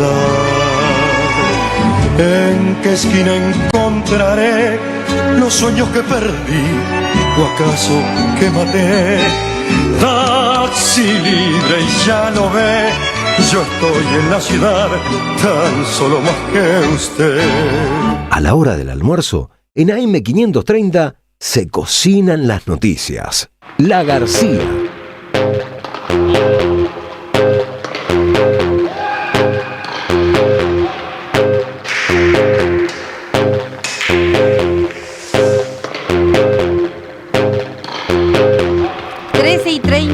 Acá nos estábamos preguntando, ¿cuándo juega Argentina? No. 16 de junio. 16 de junio. El tema es eso, que te tiran actividades para fecha. Dice, pero juega Argentina. ¿Cuándo? Claro, claro. No hay nunca, clima de mundial. Son tantas cosas las que suman tantas cosas. Bueno, no terminamos más. Agustín Caballero, vamos. Bueno, el peor día de tu vida. Hablando de tantas cosas, son tantos los motivos para sacar a la dirigencia actual de San Lorenzo, pero ahora llegamos a eso. Ahora llegamos a eso. Ya se van. Vamos a, sí, seguro, espero. Vamos a dar las buenas noticias primero, ¿no? Estudiantes de La Plata clasificó a la próxima ronda de la Copa Libertadores con un gol in extremis de Mikel Amondarain a los 91 minutos, cuando todo parecía que el pincha iba a terminar en el tercer lugar y caer a la Copa Sudamericana. Lo salvó el vasco Amondarain 1-0 ante Independiente Medellín y clasifica en segundo lugar. Después hay dos eliminados nuevos. En realidad Lanús, que ya estaba eliminado de la jornada pasada, clasificó a la Copa Sudamericana, pero quedó fuera de la Libertadores. Y luego San Lorenzo. De los equipos argentinos en Copa Sudamericana, se han quedado fuera 4 de 6. Y hoy puede sumarse Tigre. Lo que está hablando de una baja en el nivel de la Liga Profesional Argentina. Y también Estudiantes de La Plata, que clasificó a último momento. Pero en Copa Libertadores también está sucediendo esto, con incluso Boca en riesgo, ¿no? El jueves terminará dirimiendo su suerte en el partido ante U Católica como local. Hay una baja en el nivel de la Liga Argentina. Pero esto, analizarlo da realmente para otra columna incluso más larga. Perdió San Lorenzo ante Recoleta de Paraguay, se quedó afuera en un grupo que compartía con Deportivo Cuenca y Santos de Brasil. A San Lorenzo le bastaba con un empate no solo para clasificar, sino para hacerlo en primer lugar, lo que agrava más la derrota de ayer. Creo yo que es posiblemente el episodio más funesto de la historia moderna de San Lorenzo de Almagro, cuanto menos de este siglo. El caer ante un equipo como Recoleta de local, cuando, insisto, le bastaba el empate para clasificar, es gravísimo, es realmente muy grave. Un equipo mucho menor, de menor valía, muchísima menor valía Recoleta que San Lorenzo, y además la forma en que jugó San Lorenzo, ¿no? Como transmitiendo esa apatía recalcitrante, desesperante. Apatía. Sí, claro, una apatía tremenda. Jugó desganado. Un desgano total. El técnico, creo yo, irresponsivo, por momentos, perdido. Y luego la dirigencia, ¿no? Que es la responsable de haber armado este plantel deleznable, que no está a la altura de San Lorenzo de Almagro. Es la realidad, es la realidad. Pobre pibe. Bueno, pero a ver, y aquí hay un problema que también corre por cuenta del hincha, ¿no? Y hay que decirlo. Si bien creo que la gente nunca es la culpable, pero hay un tema que corre también, que es la normalización del papelón, la normalización del escándalo. Yo tengo 21 años, por ejemplo, ¿no? Y con conciencia he visto a San Lorenzo genuflexo, de rodillas, nunca lo he visto de pie. Entonces, esto es un problema, ¿no? Porque a mí no, yo soy hincha de San Lorenzo, reconocido, no tengo problema en decirlo. Y la derrota de ayer no me termina de derrotar del todo, no me termina de dar un golpe de knockout. ¿Por qué? Por la costumbre. Y es sumamente grave eso, ¿no? Porque que uno se acostumbra a este tipo de cosas, te habla de una línea de tiempo sumamente enripiada, complicada, y no puede normalizarse. San Lorenzo necesita un cambio de rumbo, necesita un volantazo urgente. Este sábado son las elecciones, las listas están encabezadas por Manuel Agote, César Francis, Marcelo Culota, Sergio Costantino, el presidente actual, y, bueno, Papazo, quien, bueno, creo yo que casi que no califica. Pero yo lo que voy a pedir es que vayan a votar. San Lorenzo necesita de un auxilio, necesita de un salvavidas, porque está en una situación sumamente complicada. Nada más que eso. Afuera de la Sudamericana San Lorenzo de Almagro, 4 de 6 afuera de la Liga Argentina, y se puede sumar Tigre. Panorama muy difícil para los equipos nacionales. Cerramos con el fútbol, ¿sí? Así pasamos algo más contento, más alegre. Bueno, me quedo como quieras, querido. Pasamos al tenis. Dale, Agustín, pasemos al tenis. Hablemos del tenis. Roland Garros, que inició el 17 de mayo. Estoy muy agobiada, me angustié.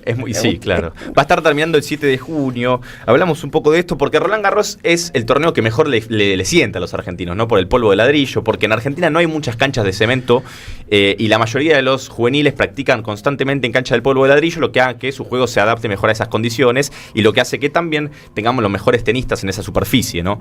Bueno, no ha arrancado muy bien Roland Garros para los argentinos. De igual manera, hay que decirlo también, no esperen que haya un Del Potro, porque no lo hay, es la realidad. Sí que hay buenos tenistas, y los que están en la siguiente ronda son, por ejemplo, Facundo Díaz Acosta, Juan Manuel Cerúndolo, que va a estar jugando ante Yannick Sinner, Francisco Cerúndolo y Francisco Comesaña. Si no escuchaste a tu tenista preferido, a un tenista que te guste, porque posiblemente ya haya quedado eliminado, lamentablemente. Román Andrés Burruchaga también, que venció a Sebastián Báez, al compatriota, en 2-1, y luego Báez se retiró. No está Carlos Alcaraz, con una lesión, y el gran candidato es Yannick Sinner, obviamente, ¿no? El número 1 del mundo, el mejor tenista con diferencia, incluso por encima de Carlos Alcaraz, que también es genial, pero Sinner está a otro nivel. Quien se ilusiona es Djokovic, porque quedó del lado del cuadro que debería estar ocupando Carlos Alcaraz, y en su ausencia, el segundo lugar de preclasificado lo toma Zverev. Y bueno, Djokovic tiene un gran historial ante Zverev, lo que significa que a sus 39 años, creo yo, es el segundo máximo candidato a quedarse con Roland Garros y seguir estirando lo que creo yo es la historia de oro más grande en la historia del tenis argentino. Tiene un gran cuadro Francisco Cerúndolo, así que estar atentos a eso. Recién estamos por la tercera ronda, se está empezando a desarrollar el torneo, pero obviamente cuando haya más novedades las traeremos aquí a La García. La columna de deportes de Agustín Caballero. La García, en Somos Radio. La primera. Argentino, Mario Alberto Kempes. La segunda. ¡Qué cómico! ¡Qué planeta viniste! ¡Para dejar el cabinete inglés! La tercera. Y el tiro. ¡Gol! Y ahora en 2026, la voz de Víctor Hugo es la voz del Mundial. Sumate a la comunidad Orsay y relatores y ayúdanos. Vamos por la cuarta, subidos a la voz de Víctor Hugo. Hagamos posible este sueño. Una forma maravillosa de volver a encontrarnos. elultimomundial.com.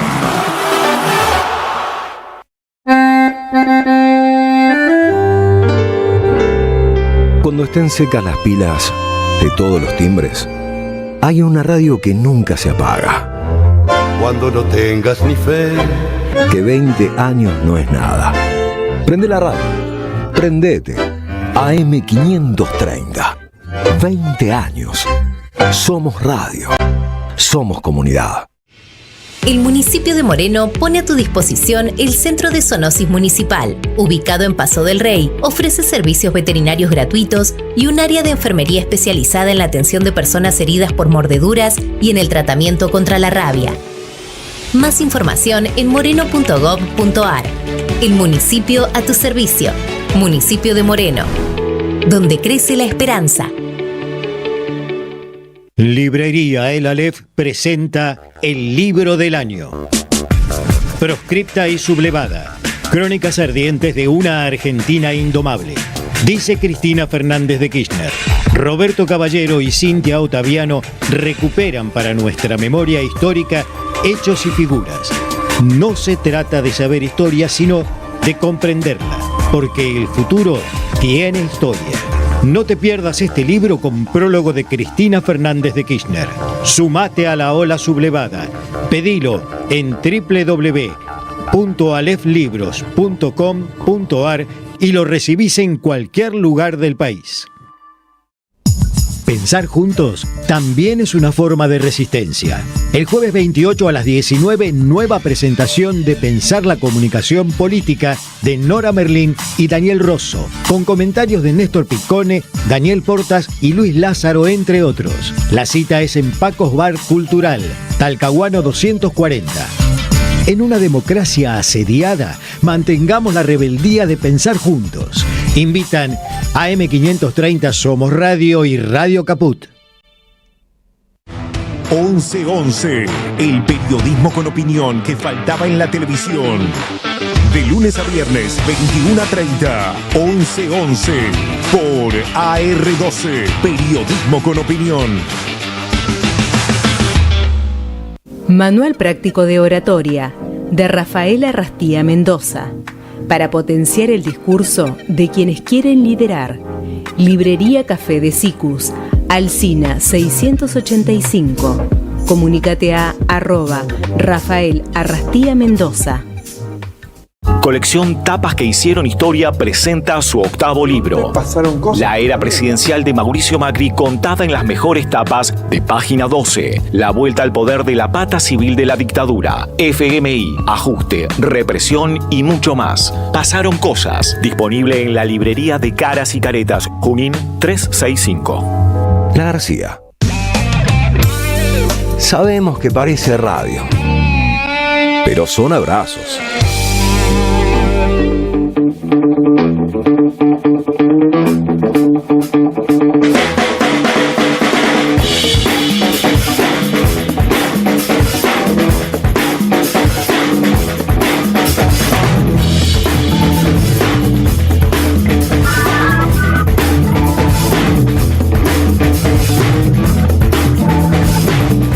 y 41 minutos, basta, Agustín. Perdón. Basta, tenés que empezar a superarlo. Sí. Ya está. Acá el metaprograma está tremendo. Basta. El metaprograma está full. 13 y 41 minutos, Manuel Saralegui. Vamos, Manu, que tenemos encíclica. Le metemos. Tenemos encíclica por delante. Pero a mí me parece que esas cosas hay que continuarlas, ¿no? Sí, lo traemos para empezar. Exacto. Ustedes saben, el lunes, 25 de mayo en la Argentina, fecha patria, se publicó finalmente la muy esperada primera encíclica papal de León XIV. Brevemente recordar, León XIV, Robert Provost, norteamericano y peruano, agustino él, asumió el papado luego del paso a la inmortalidad del Papa Francisco, hace un año más o menos, en mayo del 2025, y estaba largamente esperada esta primera encíclica que tenía que ver con la inteligencia artificial, en el marco de el volumen político que tuvieron las 3 grandes encíclicas de Francisco, sobre todo la primera, Laudato Si,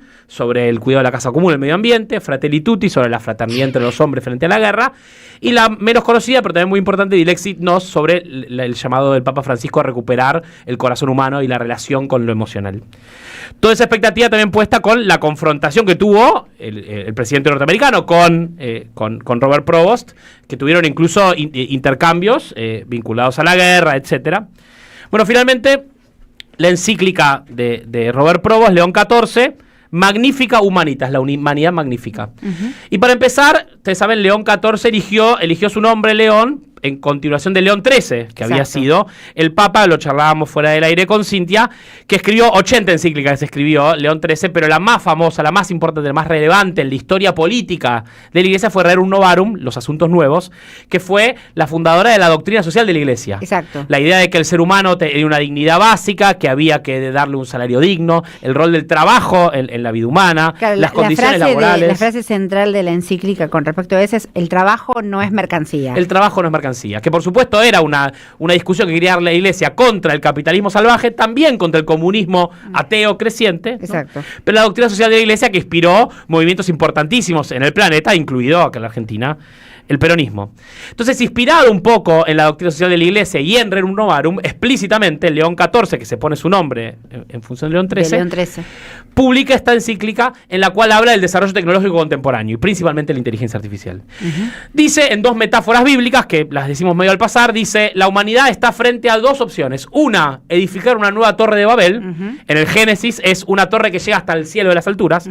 El hombre glorificándose a sí mismo, queriendo imponer una verdad ante los demás, que bueno, la torre fracasa, sin etcétera. comprensión entre sí. Exacto. Digo. O la reconstrucción, en Nehemías, la reconstrucción de Jerusalén. Nehemías, que llega a Jerusalén y ve la ciudad destruida y dice: ¿cómo la reconstruimos? No la voy a reconstruir yo solo imponiendo una verdad, sino voy a convocar a las familias, a los sacerdotes, a los niños, a las mujeres, al pueblo de Jerusalén a construir en conjunto de vuelta la ciudad en ruinas. Y dice León XIV, bueno, frente a la tecnología medio esto, y es básicamente el argumento central de la encíclica. Por supuesto hay una mirada sobre qué lugar tiene Dios y lo espiritual, ¿no? Y los valores religiosos en cada una de estas historias. Babel alejada de Dios, Jerusalén cerca a Dios. Pero en términos más políticos podríamos decir, lo que dice León XIV es: hay un avance tecnológico descomunal en la inteligencia artificial que está siendo digitado por muy pocas manos. Y este es el argumento central.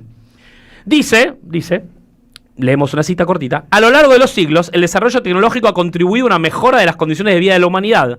Al mismo tiempo, cada etapa del progreso también ha puesto de manifiesto el lado ambiguo de instrumentos capaces de causar daño cuando no se orientan hacia el bien. La bomba atómica como el ejemplo clásico de la tecnología puesta al servicio de la destrucción de la humanidad.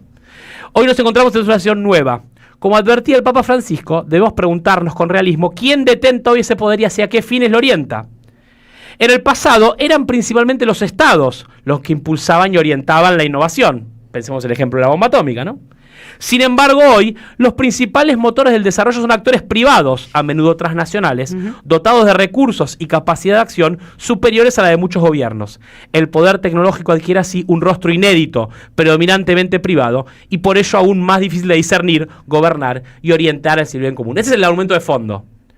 Hay un núcleo, lo voy a traducir en términos políticos, lo que León dice con las sutilezas y el esoterismo propio de una encíclica papal. Claro.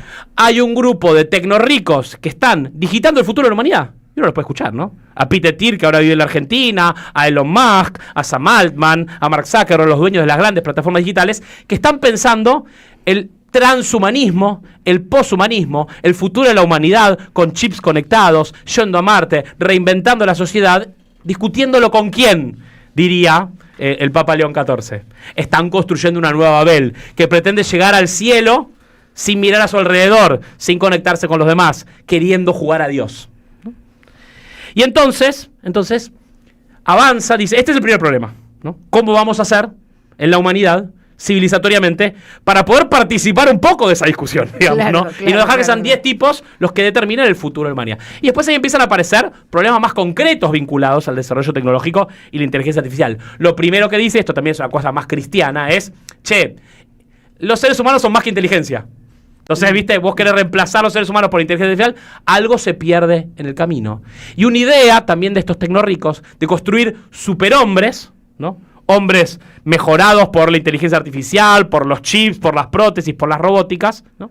Que dice el Papa, niegan la fragilidad de la vida humana, que es, en muchas religiones, en el cristianismo, pero también en el pensamiento laico, la fragilidad es también lo que nos hace seres humanos. Exacto. La mortalidad, la necesidad de cuidado, la imperfección. Bueno, entonces hay que tener una corresponsabilidad valiente, dice León XIV. Avanza y dice, Francisco hablaba del destino universal de los bienes de la tierra que había que cuidar, el bien común. En el mundo digital, dice, también hay bien común. Todos estos datos que se producen, todo este conocimiento acumulado de la humanidad, que son las nuevas tierras raras, dice León XIV, todo eso también es un patrimonio común de la humanidad y está siendo privatizado, alimentado, algoritmos que no entendemos cómo funcionan, que están digitados por un grupo muy pequeño de tipos multimillonarios, ¿no? Se empieza a plantear un poco, ¿no? ¿Cuál es la mirada de León XIV? Habla del impacto ambiental, obviamente, del uso de la inteligencia artificial en la guerra y la manera en la cual estas inteligencias, sin entender, ni siquiera quien las diseñan, entienden muy bien, están decidiendo quién vive y quién muere. Hay una mirada, dice León, pedir prudencia, controles rigurosos y en ocasiones también una ralentización en la adopción de la inteligencia artificial no significa estar en contra del progreso, sino ejercitar un cuidado responsable hacia la familia humana. Plantea el problema de la verdad y la democracia, a lo que charlamos hace poco. El tema de la escuela, quizás de lo más jugado que dice León XIV, se mete en la discusión sobre las infancias y las tecnologías.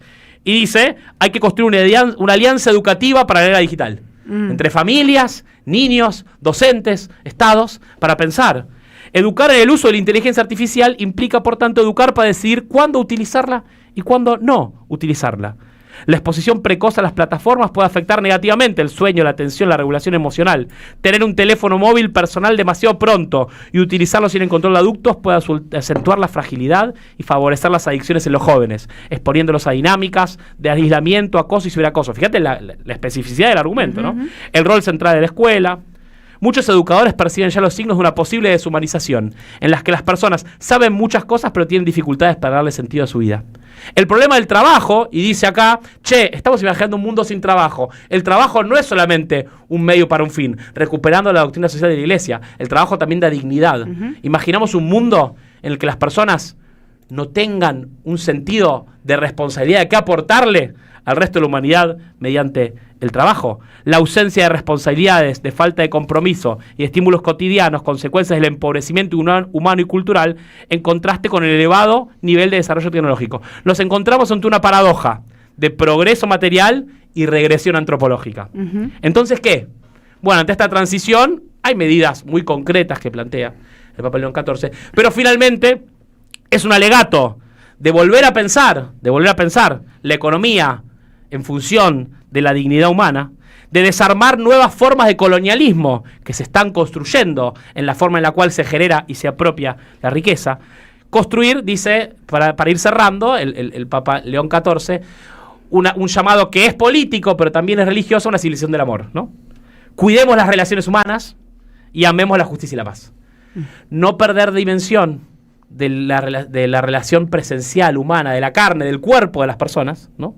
No la descorporización de la inteligencia artificial, y retomar un sendero de justicia y paz. Es un llamado de atención que, por supuesto, es eclesial, es una carta a todos los obispos del mundo, pero también es un llamado político a que los estados, las comunidades religiosas, las comunidades políticas, las familias, la sociedad en su conjunto, mire este desarrollo tecnológico vertiginoso sobre el cual parecería que no tenemos ninguna otra posibilidad que abrazarnos, ¿no? A ese desarrollo tecnológico, que no se pueden hacer preguntas, que no se puede participar, que no se puede discutir, que parece más una imposición que la invitación a una nueva etapa de la humanidad. Bueno, dice el Papa León XIV, paremos la pelota.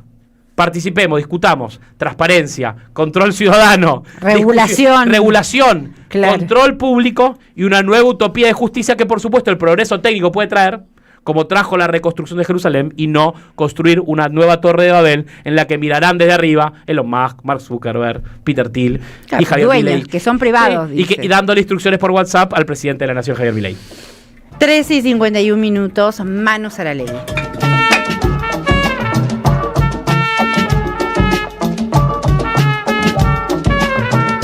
La García, en Somos Radio.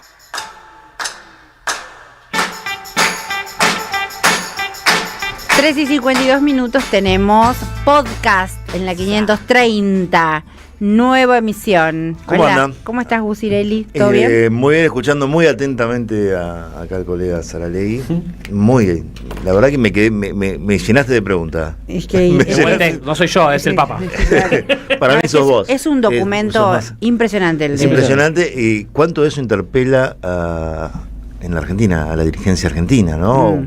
Dirigencia, entonces, no me meto solo con la política, porque vamos a hablar de los medios, porque de eso se trata el podcast. Sí, claro. Digamos, ¿cuánta responsabilidad hay de nuestra parte en los medios en entrar en estos debates? Sí, el tema es que lo que tiene de interesante el Estado Vaticano, digo, más allá de la cuestión católica, más allá de ser el jefe de la Iglesia Católica, es que es el estadista más importante del mundo, digamos. O sea, hay un poder, qué sé yo, que nadie puede desoír.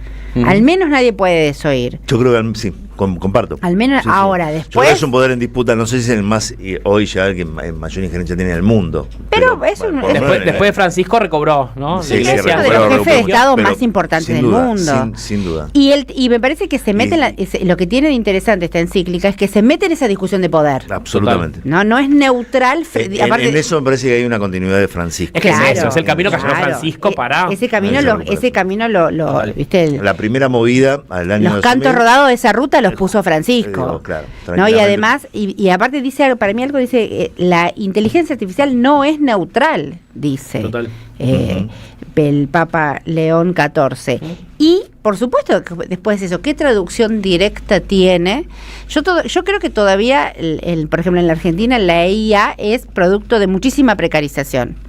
¿No? Redacciones que están editando con IA. Estamos discutiendo eso, claro. Entonces, eso es, ¿entendés? Eso. Sí. Ahora, desoír no se puede desoír. Ahora, ¿cómo incidir sobre esos planteos que hace el Papa y que además evidencian planteos que muchos están haciendo? Lo que pasa que él le pone desde la voz del documento, de su primer documento como jefe del Estado Vaticano y como jefe de la Iglesia Católica. Bueno, ¿no? O sea, ¿qué pasa cuando se reemplazan los derechos de los artistas por inteligencia artificial? O sea, ¿cómo se regula eso? Y hay que ver hay que ver si se confirma la presencia del Papa en fin de año en la Argentina, ¿no? Todavía no pero está creo que estas discusiones se van a empezar. También es un desafío político nuestro. Obvio, ¿no? Tratar obvio. de que la presencia del Papa en la Argentina no sea vista como una validación del gobierno de Milei, sino como la oportunidad de alguna discusión, ¿no? Claro, que es una presencia política también, ¿no? Hay que darle el carácter de lo político. Siempre. Hace un tiempo ya que se está hablando que va a venir León a la Argentina, no es de ahora, la primicia parece que la quieren dar, ayer sobreactuó el gobierno después del TDUM, pero ya... Vos sos escéptico todavía con eso. No, Karcher, que es como el canciller o el encargado de protocolo del Vaticano, cuando estuvo en enero ya había anticipado, lo habíamos dicho, que León podía llegar a venir a la Argentina este año. ¿Y por qué no habría venido Francisco, digamos, todo eso, ¿no? Que cada uno cuenta por qué no habría venido. Claro. Pero sí, si viene en septiembre, no viene a ver a Milei, viene a ver es el pueblo argentino. Pero aparte, ¿cómo se va a escuchar la encíclica? Está bien que lo digas vos, no lo digo solamente sobre la política, pero pensando en términos políticos, la tiene que escuchar el gobierno que viene, no el gobierno de Milei. No, el gobierno de Milei no cree en la regulación del gobierno que quiera. El gobierno de Milei es parte del problema en la encíclica. Por supuesto. Totalmente. Porque es someterse a la Torre Babel, digamos, exacto, ¿no? Es ponerse al servicio de ese mundo. O sea, Milei tiene vecino y asesor. Milei está dentro de los nombres no dichos de la encíclica. Total. Un oyente nos dice, es el más importante jefe de Estado, dice, porque es un Estado cuyo poder no se limita a sus pequeños límites físicos, territoriales, de fronteras, sino que se expande por todo el mundo. Sí, bueno, la palabra. No, pero quiero decir... en términos de hay un peso. Mundo en Oriente también. Total. Eso quería decir. Desde luego, por eso decía, luego. Para está bien que pienses que tiene otra mirada sobre esto. Claro. A veces más interesante. Es que cuando también esas son nuestras delimitaciones, ¿no? Pensamos en términos occidentales. Exactamente. ¿No? Eso es lo que quise decir antes sin entrar en detalle, pero porque te lleva a otras discusiones. Y vos fíjate que por pensar la contraposición a eso, que es el Estado chino, tiene otro nivel de intervención, debate, discusión sobre las políticas de las grandes tecnológicas. Regulación. Sí, claro. Podcast, medios. Bueno, acá estamos. Primero agradecerles. Esta es la última entrega de esta serie de podcast sobre las marcas de la dictadura, 50 años del golpe cívico-militar. En este caso, las secuelas, el impacto... Papel prensa. ¿No? Es como el lugar común, donde uno... pero no es un lugar común. El eje, el punto de partida. Total. Mejor dicho, el punto de profundización de la concentración mediática en la Argentina. Digo, esa creación, es haber silenciado un genocidio de las 3 Fuerzas Armadas, los 3 diarios más importantes de ese momento, y lo que vino después, de partida del monopolio, ¿no? Exactamente, del monopolio y el crecimiento después de Clarín, de la concentración, que es la madre Nación, de la muchos Razón problemas. y Clarín, digamos, como para ponerle. Nosotros con la madre del colega Agustín Caballero y con el padre hicimos una investigación, la llevó la madre Cintia Ottaviano, en tiempo argentino, con Juan Alonso, sobre quizá la investigación periodística más potente que se hizo con respecto a papel prensa, que salió... Y que estuvo ahí de llegar y lograr que sea causa de lesa humanidad, ¿no? Después se había hablado de la imprescriptibilidad de todos esos delitos y demás. Hay que recordar que a la familia Grave se le apropia, le sacan las acciones de papel prensa, digamos, que fueron secuestrados, torturados en el circuito Camps, en la provincia de Buenos Aires. Una historia muy contada, pero hay que volver a revisitarla permanentemente porque las raíces, hasta dónde llegan en la historia argentina, las raíces de los grandes medios hoy. Los que ocultaron un genocidio, la hiperconcentración mediática y los que son parte de este elenco, digo, que estas discusiones no estamos dando, que están pensando más en la rapiña, en la precarización que les puede dar la inteligencia artificial y no la inteligencia artificial como un bien de la humanidad. No, digamos, claro. Que estamos lejísimos. No, olvídate. Algunas discusiones. Bueno, por ahora están reemplazando a los editores. Sí. Claramente. Y no sé si a los redactores también. En algunos casos sí, digamos. Es muy triste. Estamos en un proceso, la verdad, una hibridez muy complicada del oficio periodístico. También haciéndonos cargo que no hemos sabido construir infraestructura mediática propia, ¿no? O sea, digamos, la resistencia que hay aquí en la Radio de las Madres también es una muestra de eso. Sí, con todo lo difícil y costoso todo, que es claro, sostener y llevar adelante exacto. un proyecto que esté por fuera de la lógica de este mercado, de esta concentración. Pensando en la comunicación como un derecho humano y no solamente puesta a la lógica. Y lamentablemente cierta indiferencia también. Digo, llevar adelante un proyecto como el de Madres, como fue otros proyectos colectivos, como La García, como contradictorio, lo que sea. Las narrativas contracomunicacionales. No es sencillo, esto lo discutimos y hemos sido parte, creamos un espacio para discutir esto. Y acá seguimos. En este podcast en particular, quiero agradecer como siempre la edición el trabajo de Ariel García. Cerramos un ciclo, más de casi 50 personas han participado entre entrevistados, producciones, redes sociales con Manon Sanseverino, con el diseño de Pocho Monasterio, digamos, que es fundamental para la visibilización de lo que fue este trabajo. Hemos entrevistado a Daniel Rosso, director de la radio, sociólogo, ex subsecretario de Medios de la Nación, a Cintia Ottaviano, madre por de el trabajo Caballero. y la investigación. No, por muchas cosas, sí, primera defensora del público. Claro, de papel, pero también habló de aquella investigación de papel prensa. Sí, pero Cintia está muy enfocada y es muy interesante todo este proceso en los últimos años sobre discurso de odio y mucho de lo que venimos discutiendo de inteligencia artificial y el desarrollo tecnológico. Cintia lo viene elaborando desde la página, me acuerdo, de Contraeditorial, desde que arrancó la etapa de 2017 en adelante.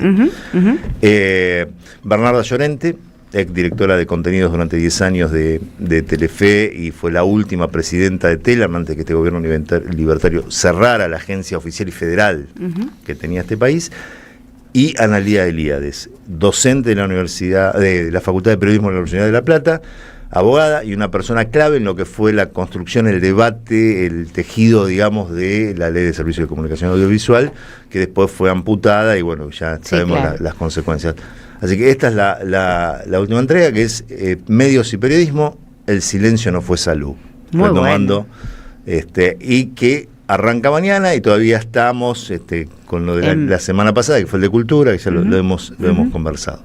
Así muy que bien, muchas gracias. Y esto seguirá, no termina acá. Seguirá. En breve te esperemos. Otro ciclo. Capaz que salimos con un especial. Bien. Un especial sobre la genuflexión de San Lorenzo. No, con un especial puntual, que ya algo estuvimos. En Somos Radio 530, en el podcast, en Spotify, en todas las las posibilidades de estas multiplataformas, de las cuales no somos dueños de la tecnología de base. No, por eso, de esa nube, pero estamos colonizando esas nubes. Con Spotify tuvimos algún tipo de diferencias. Claro. Digamos, porque nada. Yo creo que la música que nosotros elegimos es parte del lenguaje de la comunicación. Está puesto en función de... Y nos ponen algunas limitaciones. Y sí, obvio. Vale. Búsquennos, nos van a encontrar, quizá cueste un poquito más. Bueno, ya está. ¿Alguien tiene algo para decir? ¿Ganadores? Sí, ganadores sí tenemos, claro. Beatriz de Congreso, DNI 189 para La Capitana, el par de tragos. Y luego sorteo del libro de Ginés González García, Victoria de Villa Crespo, DNI 309. Muy bien. Todos los ganadores. Será hasta la próxima, porque es así, nos fuimos para nosotros como cada día, será hasta la vuelta. La de matar por matar